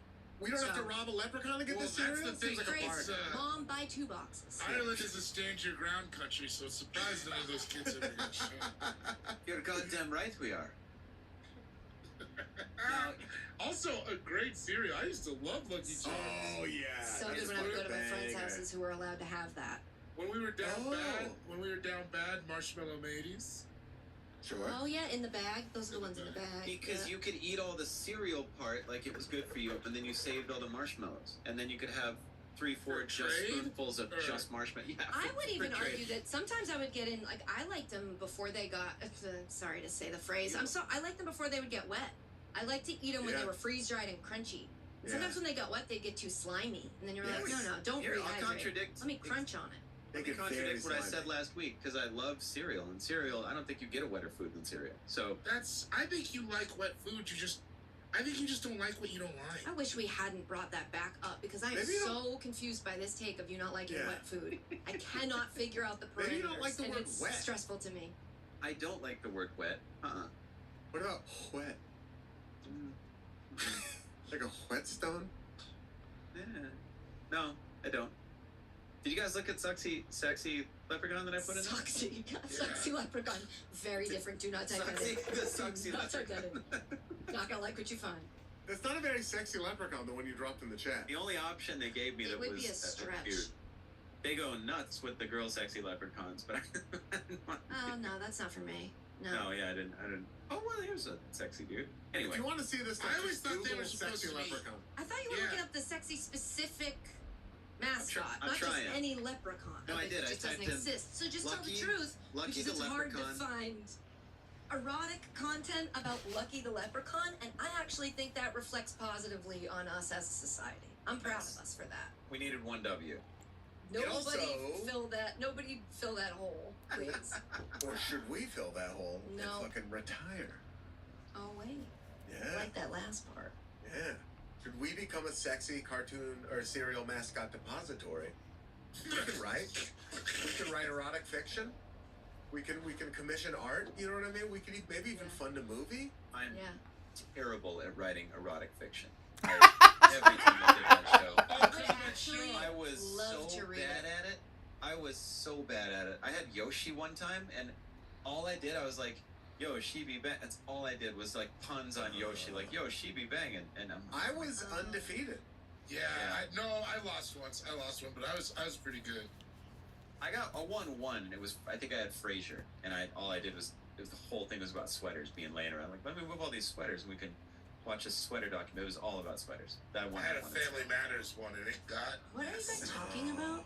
There Erotic was fan a fiction. The show that used to Brian Cook used to run it. competitive erotic fan fiction. Yeah. So there would be 2 groups. There'd be like 8 comedians. 4 would get like their stories in advance, and they would get like a week to write them.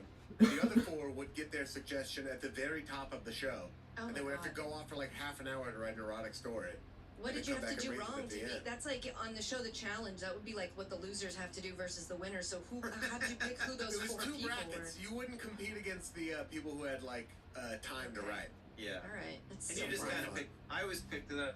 I was so bad at it anyways. I just picked the improv one, and I would honestly, because I'm so bad at reading out loud, I would just freestyle it most of the time. I was gonna, 'Cause yeah. That's almost easier if you're doing the second one. You just Yeah. think of it in the moment. I mean, but it has to be like a few minutes, Yeah. This was a live show, right? Not like a show on a. It was that live. people- Yeah. And then it was Yeah. a podcast too, right? Mhm. Yeah.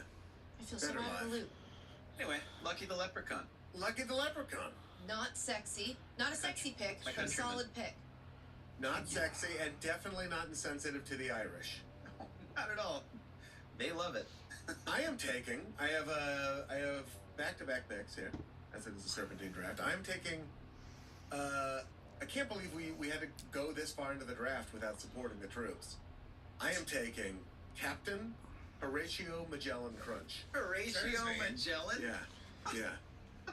Captain Horatio Magellan Crunch. Horatio Magellan. This dude is a war hero, maybe. He's a traveler of the seven seas. He is a snappy dresser, and his cereal rules. Even if it does cut up the roof of your mouth a little bit, oh well.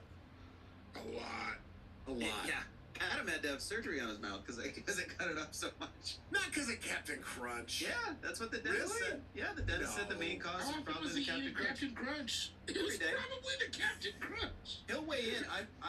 What kind of frontier dentist was this that Adam was going to? This was in Sioux Falls, right? Yes, and I will bring on the next episode. I'll probably call him and ask him today. Look at this picture of sexy Captain Crunch I just found. You gotta stop. No, Dude. I'll stop in 16 more rounds. You're gonna be one of these weird guys now. Oh no!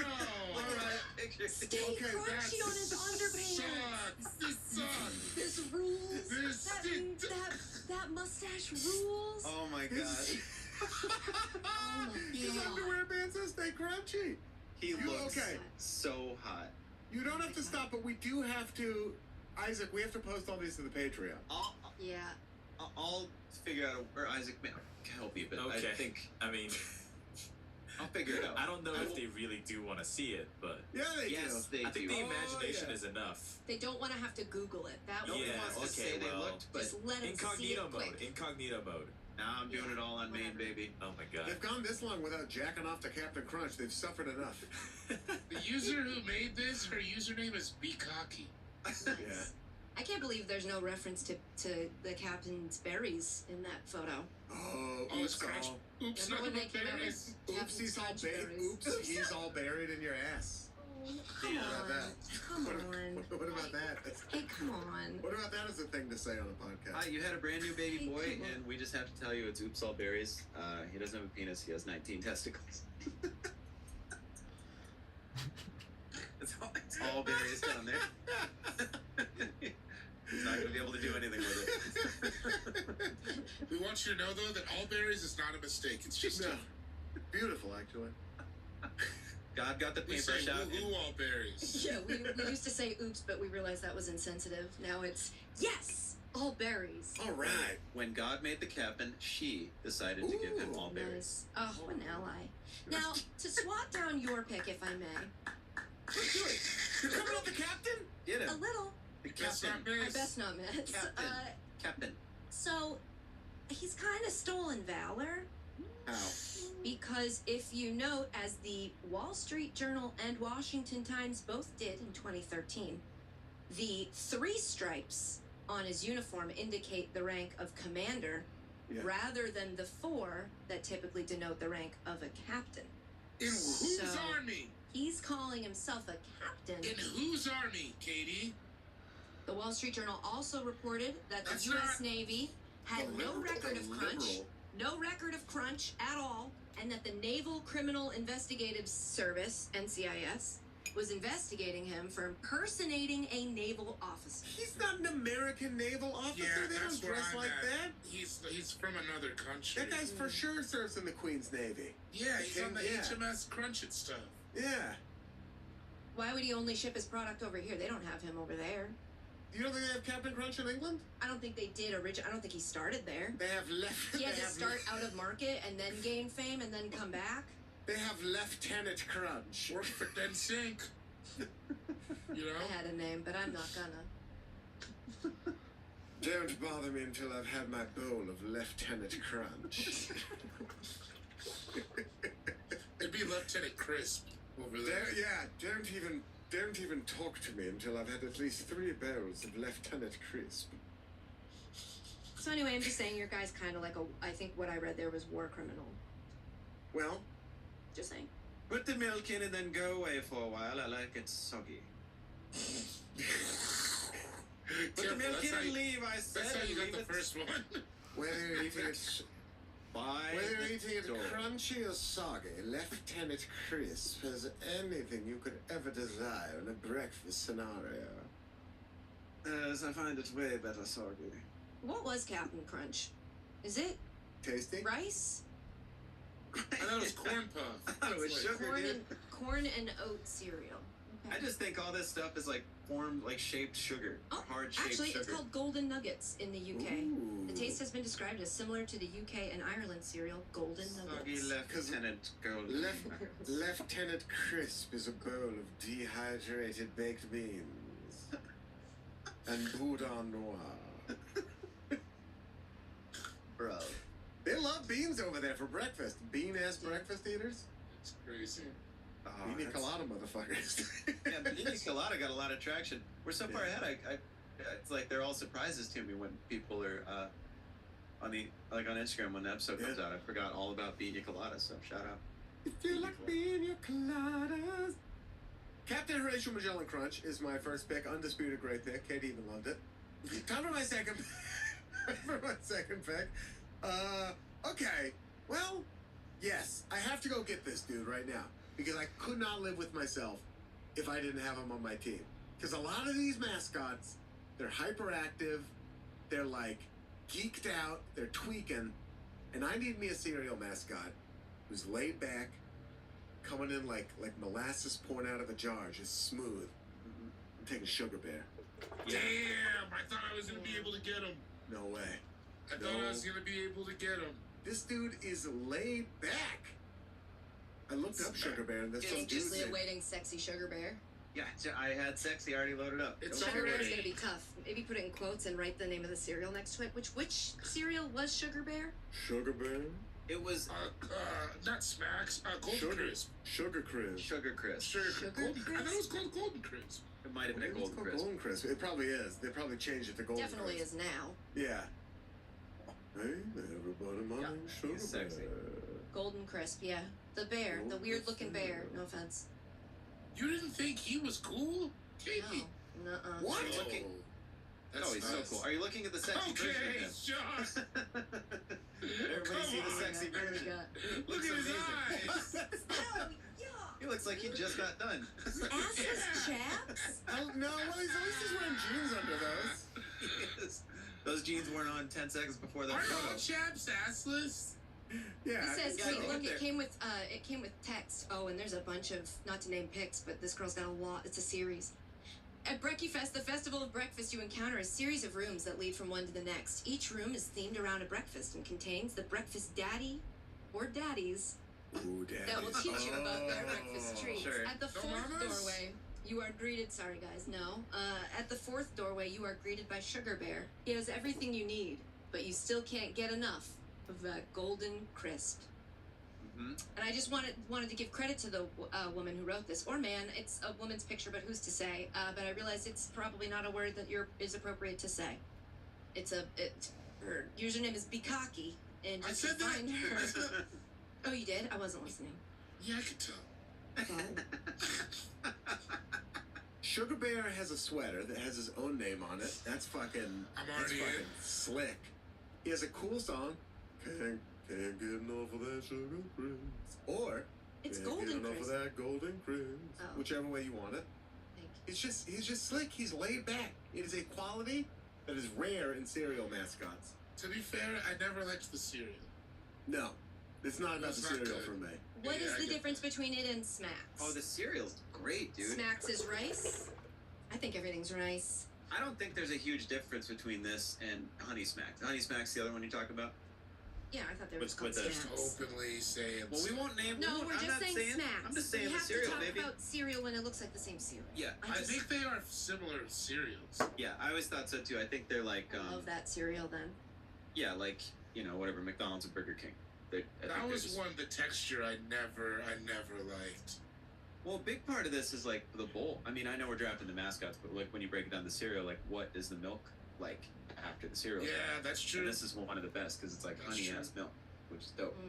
Yeah, milk and honey, famously good pairing. Most milk is pretty dank after. Yeah, the people cereal. died for it.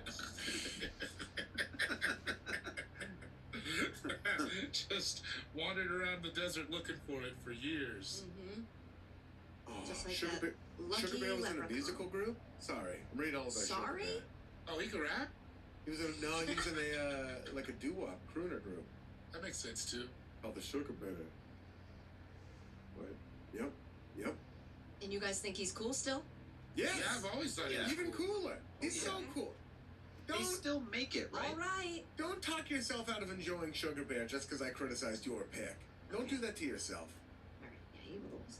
He rules. Come on, he's pretty cool. Look how that guy smokes weed. For Is he single? sure. Yeah, he's single. As far as you're concerned. I feel like a lot of these mascots are single. Can't really hold down a relationship when you're on the road like that. No. They're much like stand-up comics. If you get to know them Yeah, these any are better, they start crying a lot. The one I picked. Oh yeah, Sugar Bear is right there.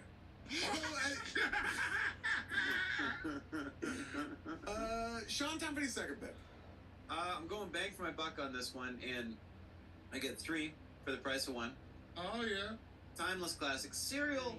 Yeah. Not that much to speak of, if I'm being honest, but the mascot's fantastic. I'm going Snap I won't Crackle shut up Pop. about it. I'm afraid you have to pick one of Snap, Crackle, or Pop. I'm afraid I can't find a sexy picture, as they are young boys. So I'm just posting a nice Are they? picture. I thought they were old elves. They look like teenagers in this picture that I found, and they're striking, but I will not say it's a sexy picture. And which one are you taking? Crackle. Nah, you can have all three. No, okay. Thanks, bud. Yeah. Nah, we're just kidding. Nah. This picture sucks too, Sean. But now they know you would have taken Wait, I'm not Crackle. clicking on it. I'm not clicking on it. Oh, it's Am I fine. clicking? They got the clothes. It's fine. It says promotes sexual health? What is this? Because you I'll don't tell want you your what this genitals is. to snap, crackle, or pop. This is ruining. Oh, David went dark. No, sorry. I pressed the wrong thing. I meant to get to the chat. So Rice Krispies, I haven't actually tried them without sugar. I don't know if ever. They stink. But It's I not do great. get Rice It's Krispie treats, I stinks. think. Yeah, those are great. I don't Those think are we're- bomb. Yeah, I don't think you get the cereal. Yeah, I'm taking the treats. But yeah, Snap Crackle Pop. Just 3. They were, them and Tony the Tiger were the first 2 that popped into my head as far as like It popularity. snapped and crackled into your head as well. Yes. Damn. Wasn't that Ice funny? water. But you guys are very sweet. Ice water. I liked it. No, it's great. It's the No, whole it's point. cool. No, sick. They're gnomes. This is a good pick. Gnomes. Yeah. Really? How old are Yeah. they? This is from Look at that picture, David. Tell me how old do you think they are? Aren't gnomes like all old? Aren't they like sea turtles or whatever? Well, those gnomes in that picture I put on look like they're right 19. Snap is the oldest and a known problem solver. Crackle is an unsure middle child and known as a jokester. And Pop is a Good pick. mischievous yet also clumsy youngster and the center of attention. They're related. Oh yeah. Maybe I didn't know they were brothers. I thought they were just homies. They do all look Yeah, I different. think I thought. I think different dads. Okay. Those are still brothers, Katie. Same mom. I know. I was just explaining to Sean why they look different but are related.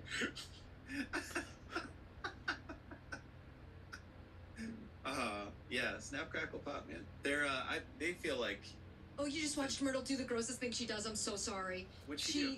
She eat her itches her ear and puts her toe in her ear and then she licks her toe.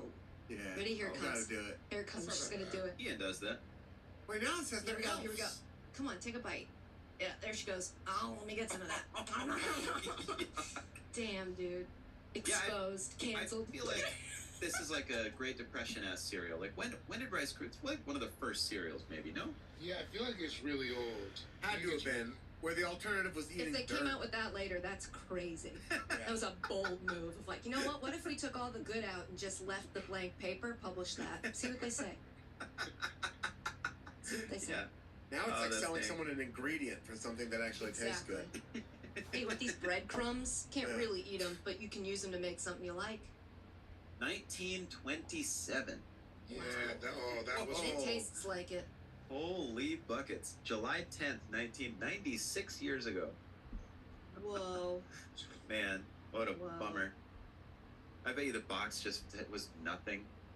Just white with black writing. Rice You probably Krispies. cost 7 cents. Because the production was different. Because the boys were away. You had to go get it refilled Exactly. Yeah. at the Sears Roebuck stop. Katie, time for your second pick. Is it? Yeah. Okay, I'm gonna Yes. take. I'm gonna take. Man, I'm having a thought of like, should I reach for that guy because I don't want to miss out on him, but There's still some it's coming back to me pretty quickly. Big So numbers up there. yeah, I'm gonna go with Diggum. No, you motherfucker! Oh! I'm taking Diggum. I was literally gonna be my next pick. Because I dig him. He's great. He's I love frog. it to see an ex-drug addict turn their life around and start It's showing huge. something positive. It's nice. It's a nice Diggum. story. Hey, it's me, baby. I got $1. You want some smacks? Man, he does sound like that. A spokes frog. You love it. Yeah, love Digger the, was great. Yeah, he was the coolest. Certainly the handsomest. I just like a frog in a hat with a blazer, I think. And his shirt also said his name on it. Yeah, he also dig him. Him and Sugar Bear. That's a fun night out. Sugar Bear and dig him. Ha! It can get dark really. Yeah, for sure. Somebody brings up the idea of going to get an 8-ball. Well, we don't have to go anywhere. He's just like, yeah, I quit for long enough. Life's for living, baby. Yeah, I'm weekday sober. Ooh, come on, I hit the chat. Oh Oh, let's go. Let's go. It's the same Wait, person. what? It's about the I'm only one I sorry. can find. I'm Why sorry. is this one fat? I mean, it's What? cool. This is a It weird is. picture. Because he's overloaded. I don't I like feel like this. you're getting deeper and darker and just some weirder sexual shit. It's on like a Sean, job. you're gonna It's lose- like a Jabba the Hutt type thing. You're gonna lose custody, bro. You gotta Yeah, stop. you gotta relax. This is balancing out the algorithm. Inflation fans. This is a thing. You're one more fan art of a cereal mascot from ending up on some sort of list, for sure. I'm trying to figure out how to get on that list. This is all I'm doing. Oh, I don't like this. I haven't had Sugar Smacks in a long. Wait. They're Honey- so good. These are Honey Smacks. Honey Smacks. I just thought they were. I grew up. I'm pretty sure they were just called Smacks. But this Smacks. I might be thought one they of were those. just smacks too. Yeah, Yeah, you're just. one of These are what those. you just call Smacks. Smack. I thought. Yeah. Still dang. So these in golden. What do we say? Golden crisp, right? Yeah. Golden Honey, They're like the sugar same thing. is- Yeah. Sugar. Oh. Sugar. Honey Max used to be called Sugar Smacks. Interesting. And then they None got of this changed is to making Honey any sense. Smacks. I just remember it as Smacks. You all know who I meant when I said Diggum, and that's Oh, the yeah. one I'm thinking. That of. speaks little volumes to a froggy guy. mascot, by the way, as I knew exactly what the name was for that mascot. I know. That T-shirt really does help. Yeah. T-shirt. Since I it could have was sworn in- that he had it on his hat at one point, but I might just be making Yeah, it he had a hat. Yeah, But I'm it saying was that up it to the said side Diggum on on the a hat. hip hop tip. Yeah. Well, and the images I'm seeing, he had it like straight up to like Yeah, like a cool, like a skater guy, right? like how skaters used to do it. But yes, yeah. Oh, I'm sorry. That's, Yeah. Come on. I didn't mean to speak on your culture. Unbelievable. Yeah. So this cereal has had like a bunch of different mascots. It's saying Honey Smacks, Diggum's the only one I recognize. Yeah, I think They're Cliffy the Clown, and Smaxy the Seal in the 1950s, and then Of course, Quick Draw Smaxy the McGraw, Seal didn't work. Quick Draw And then- McGraw did not and win then- the popular vote. and then the Smackin' Brothers No, I've never even heard of them. The Stop Smackin' the steal. Brothers. in the 60s, and then Diggum the Frog appeared in the 70s. And then they tried Wally the Bear in the 80s, and they were like, nah. And they brought back Diggum the Frog That's in the right. 90s. Fuck around, find out. Yeah. Smaxy the Seal. I don't like that at all. No, I don't. I can see why Smaxy the Seal didn't take off. Because the 50s, Diggum. that had to be the raciest thing you could say. Diggum's off the board. David, time for your second and third picks. Second pick, I'm gonna take.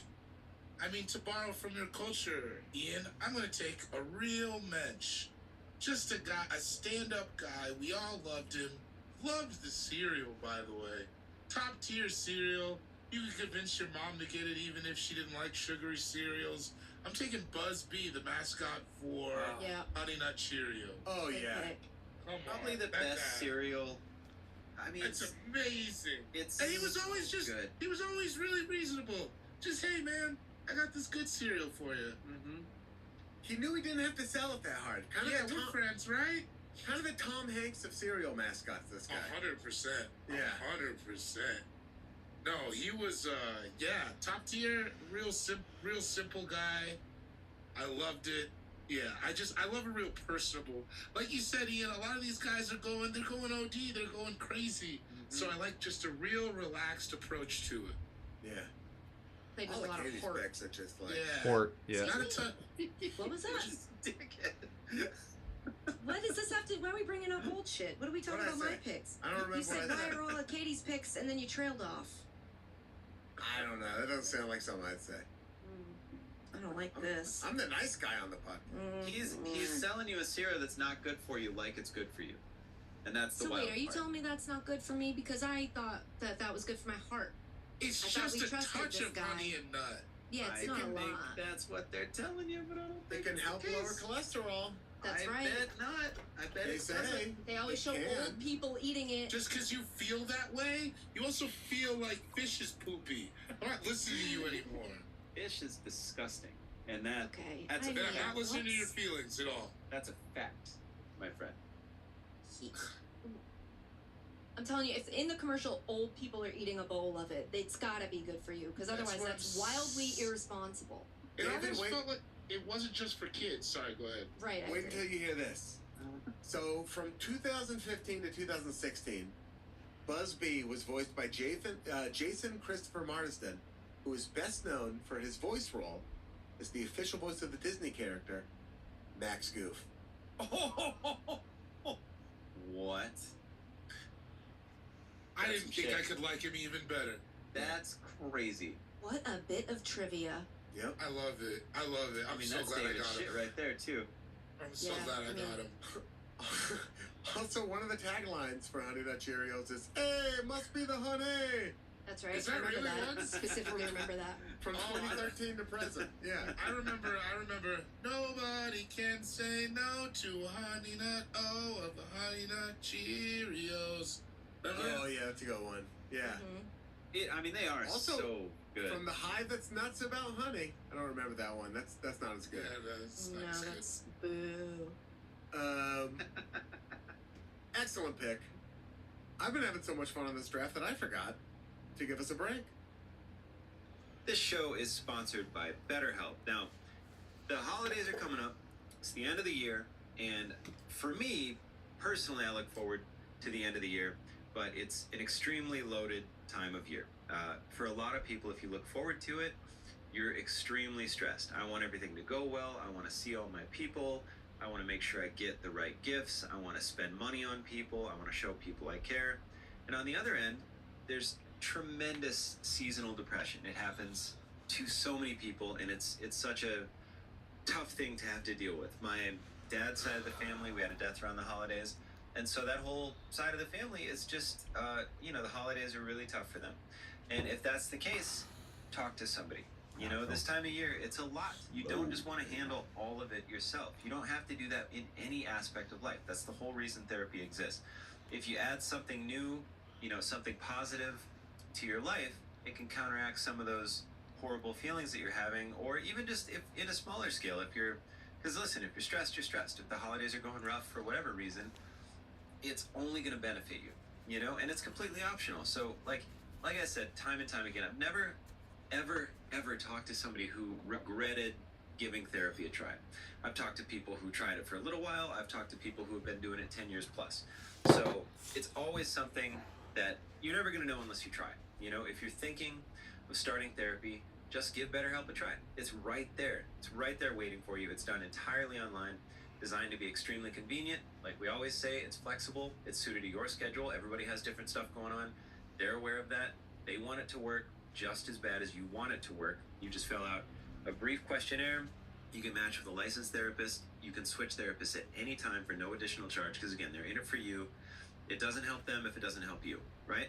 So find your bright spot this season with BetterHelp. Visit BetterHelp.com/allfantasy today to get 10% off your first month. Again, that's BetterHelp.com/allfantasy.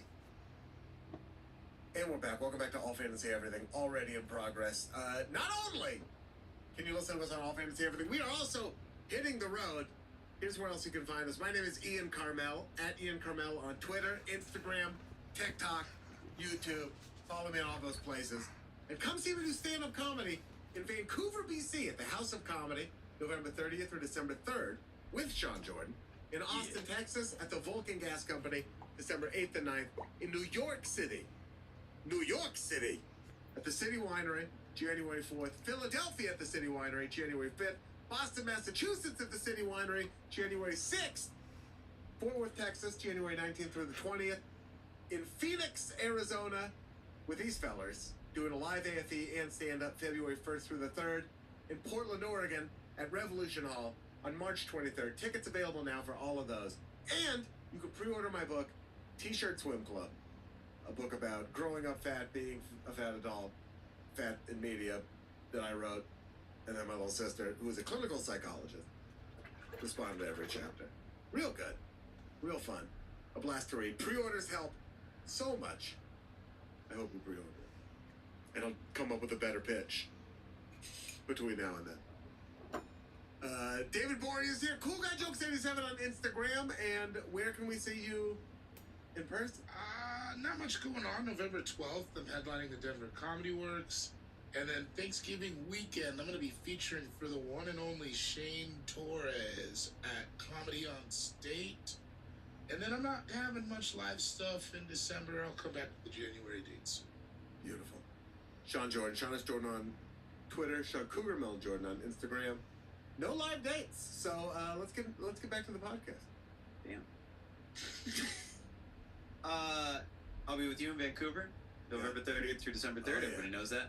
Also going to feature for Shane Torres New Year's weekend, Portland, Oregon. These are bad ideas, guys. Helium. I'm stoked, man. These are and bad then, ideas. January 18th through the 21st, Snow Jam Comedy Festival, Sioux Falls, South Dakota. Come on out. It's the last one they're doing. So come on out and hang out. Oh, also Sean Jordan Comedian on YouTube. There it is. You should call it No Mo Jam. I'll No bring it more up. snow. Yeah. No Mo Snow Jam. No, I can't bring it up. No Mo Jam. There it is. No Mo. No. And here's what you don't want to do for those Shane Torres shows. Venmo David and Sean separately, and then they'll put you on the list. So that way Shane doesn't get credit for the tickets sold. We just want to make sure that happens.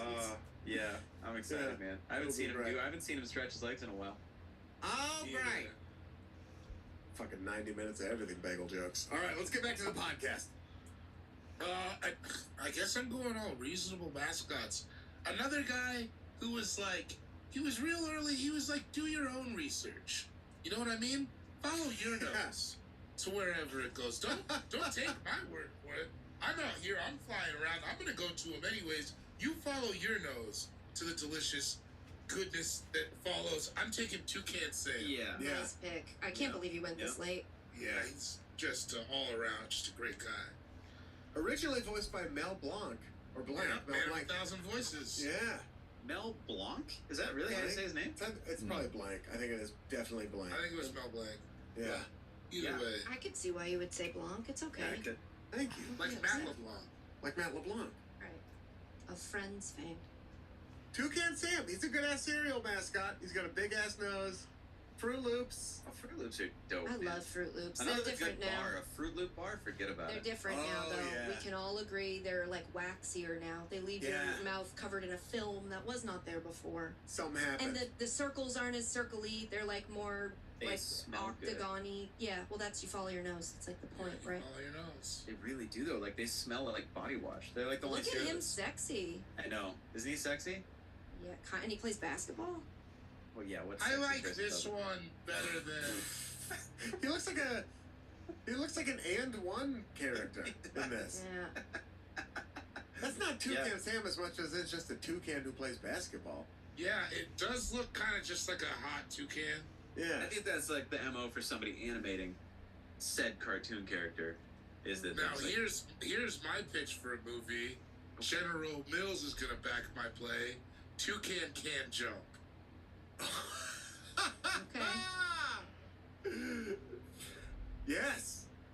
You know, You we'll think- figure the other stuff out. Do you As guys long think? as Jack Harlow's in it, I'm in. Yeah, he's the toucan.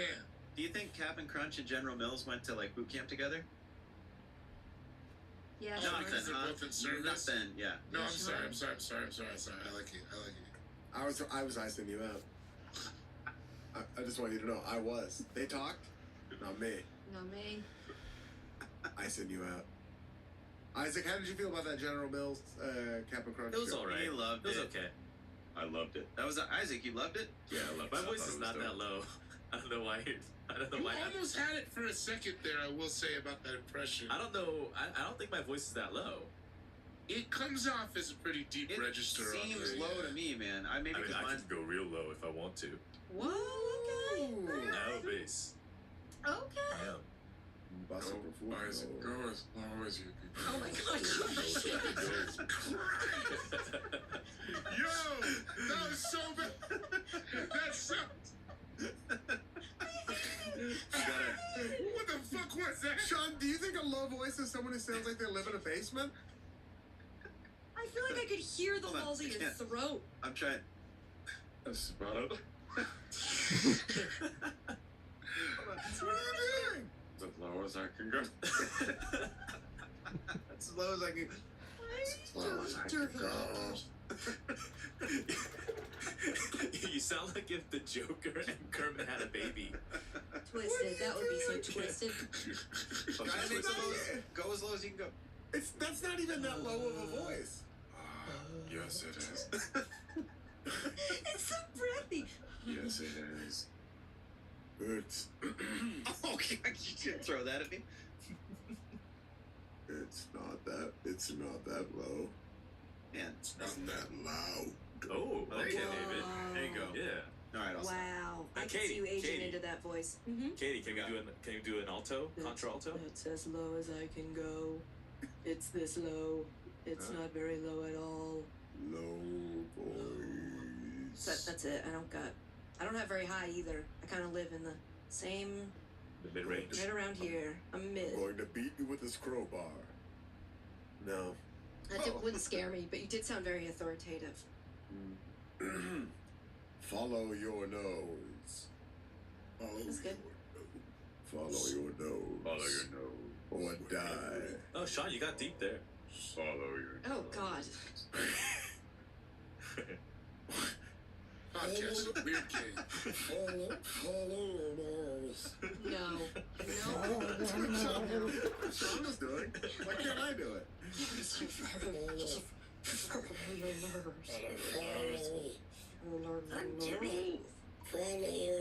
That was just Gollum. Oh my god.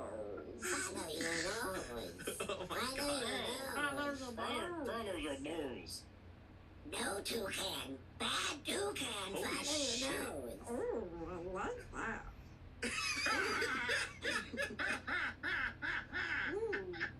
Your nose you need to follow. Oh, good. Really You guys good. are amazing at impressions. Right? Thank you. We're all very talented and hireable.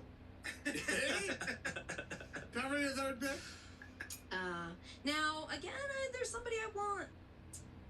But then there's somebody who has dropped in this draft, and I did not expect them to still be around. And There's so, a few what big if I've droppers. learned anything from fantasy drafting, it's that if somebody drops, even if they weren't at the top of your list, they still become more valuable. I gotta take Count Chocula. Yeah, Yeah. I gotta.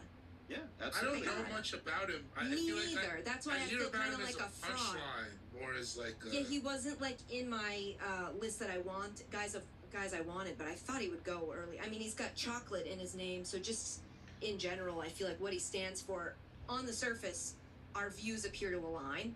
I'm not usually ever going to be against somebody who's pro chocolate, but we weren't allowed to have any of this stuff in my house, so I can look up his bio He's a while count. Sean looks up You his look up his- nudes. Yeah, I'll look up his body. You look up his bio. yeah. He's a count, so you know he's They're got. a weird team. Oh, number two question on Google when you Google his name is, what's the deal with Count Chocula? What do they say?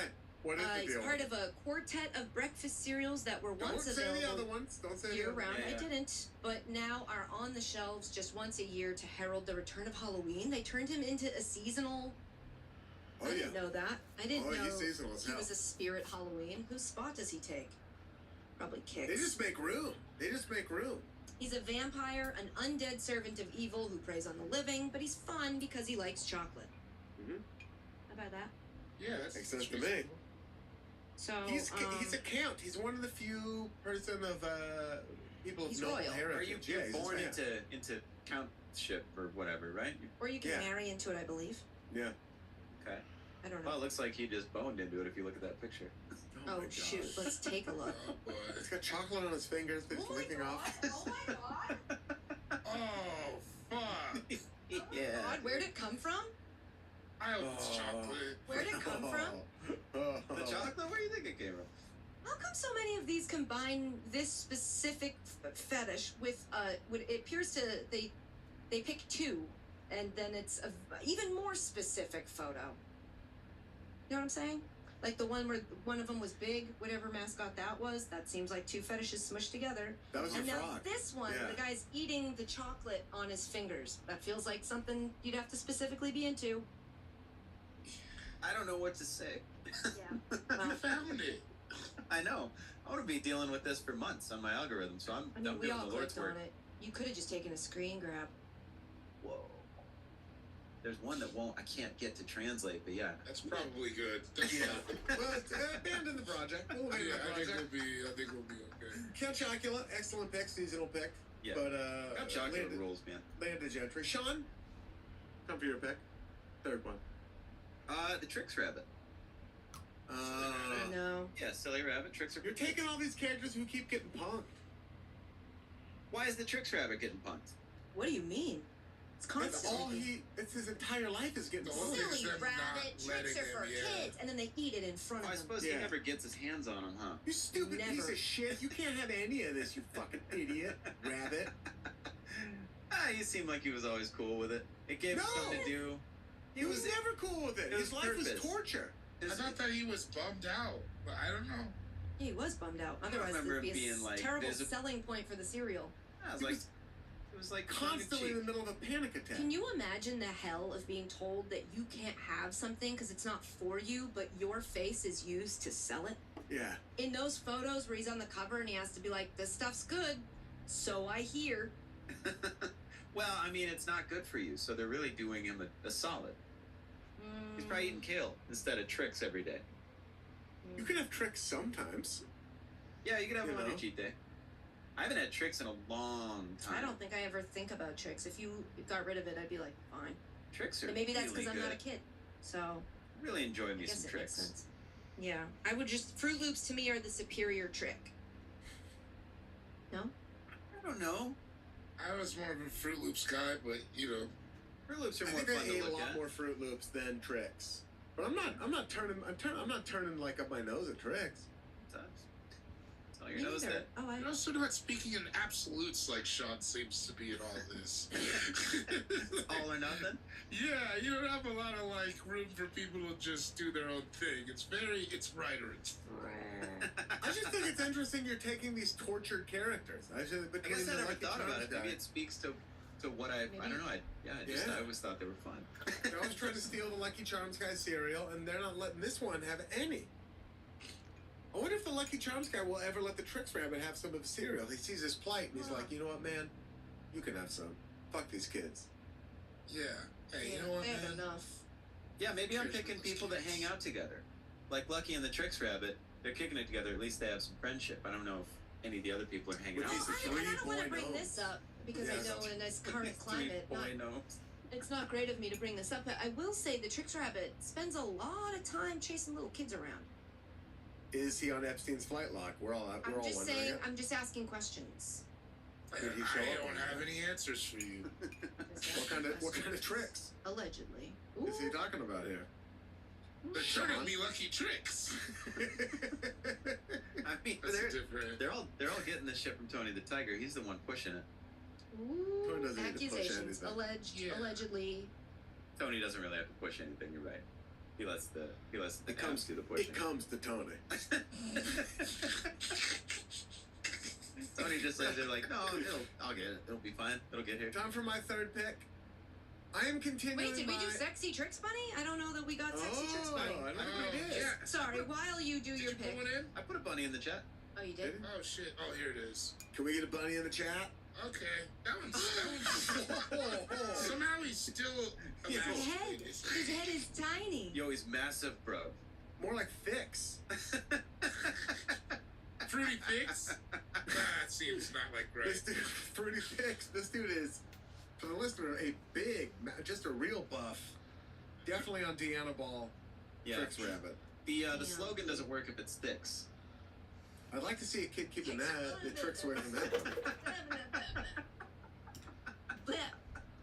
You I saw didn't that say happen it. live in real I didn't time. say it. I It's made like, you think fix it for Fixer for No. yids? I can say that. Okay. For Jews. With your pick. With my third pick, I'm staying in the Halloween zone, but I'm taking a different guy. Taking Blueberry? Frankenberry. Oh, Yeah. Look up a picture of Frankenberry. This dude Naked. is on. This dude is on. This like maybe promethazine, maybe opiates. Done. This Peace. guy is. Oh boy. Peace. This guy is Peace. laid back. Oh, who's the hot girl with the headphones? I don't know her.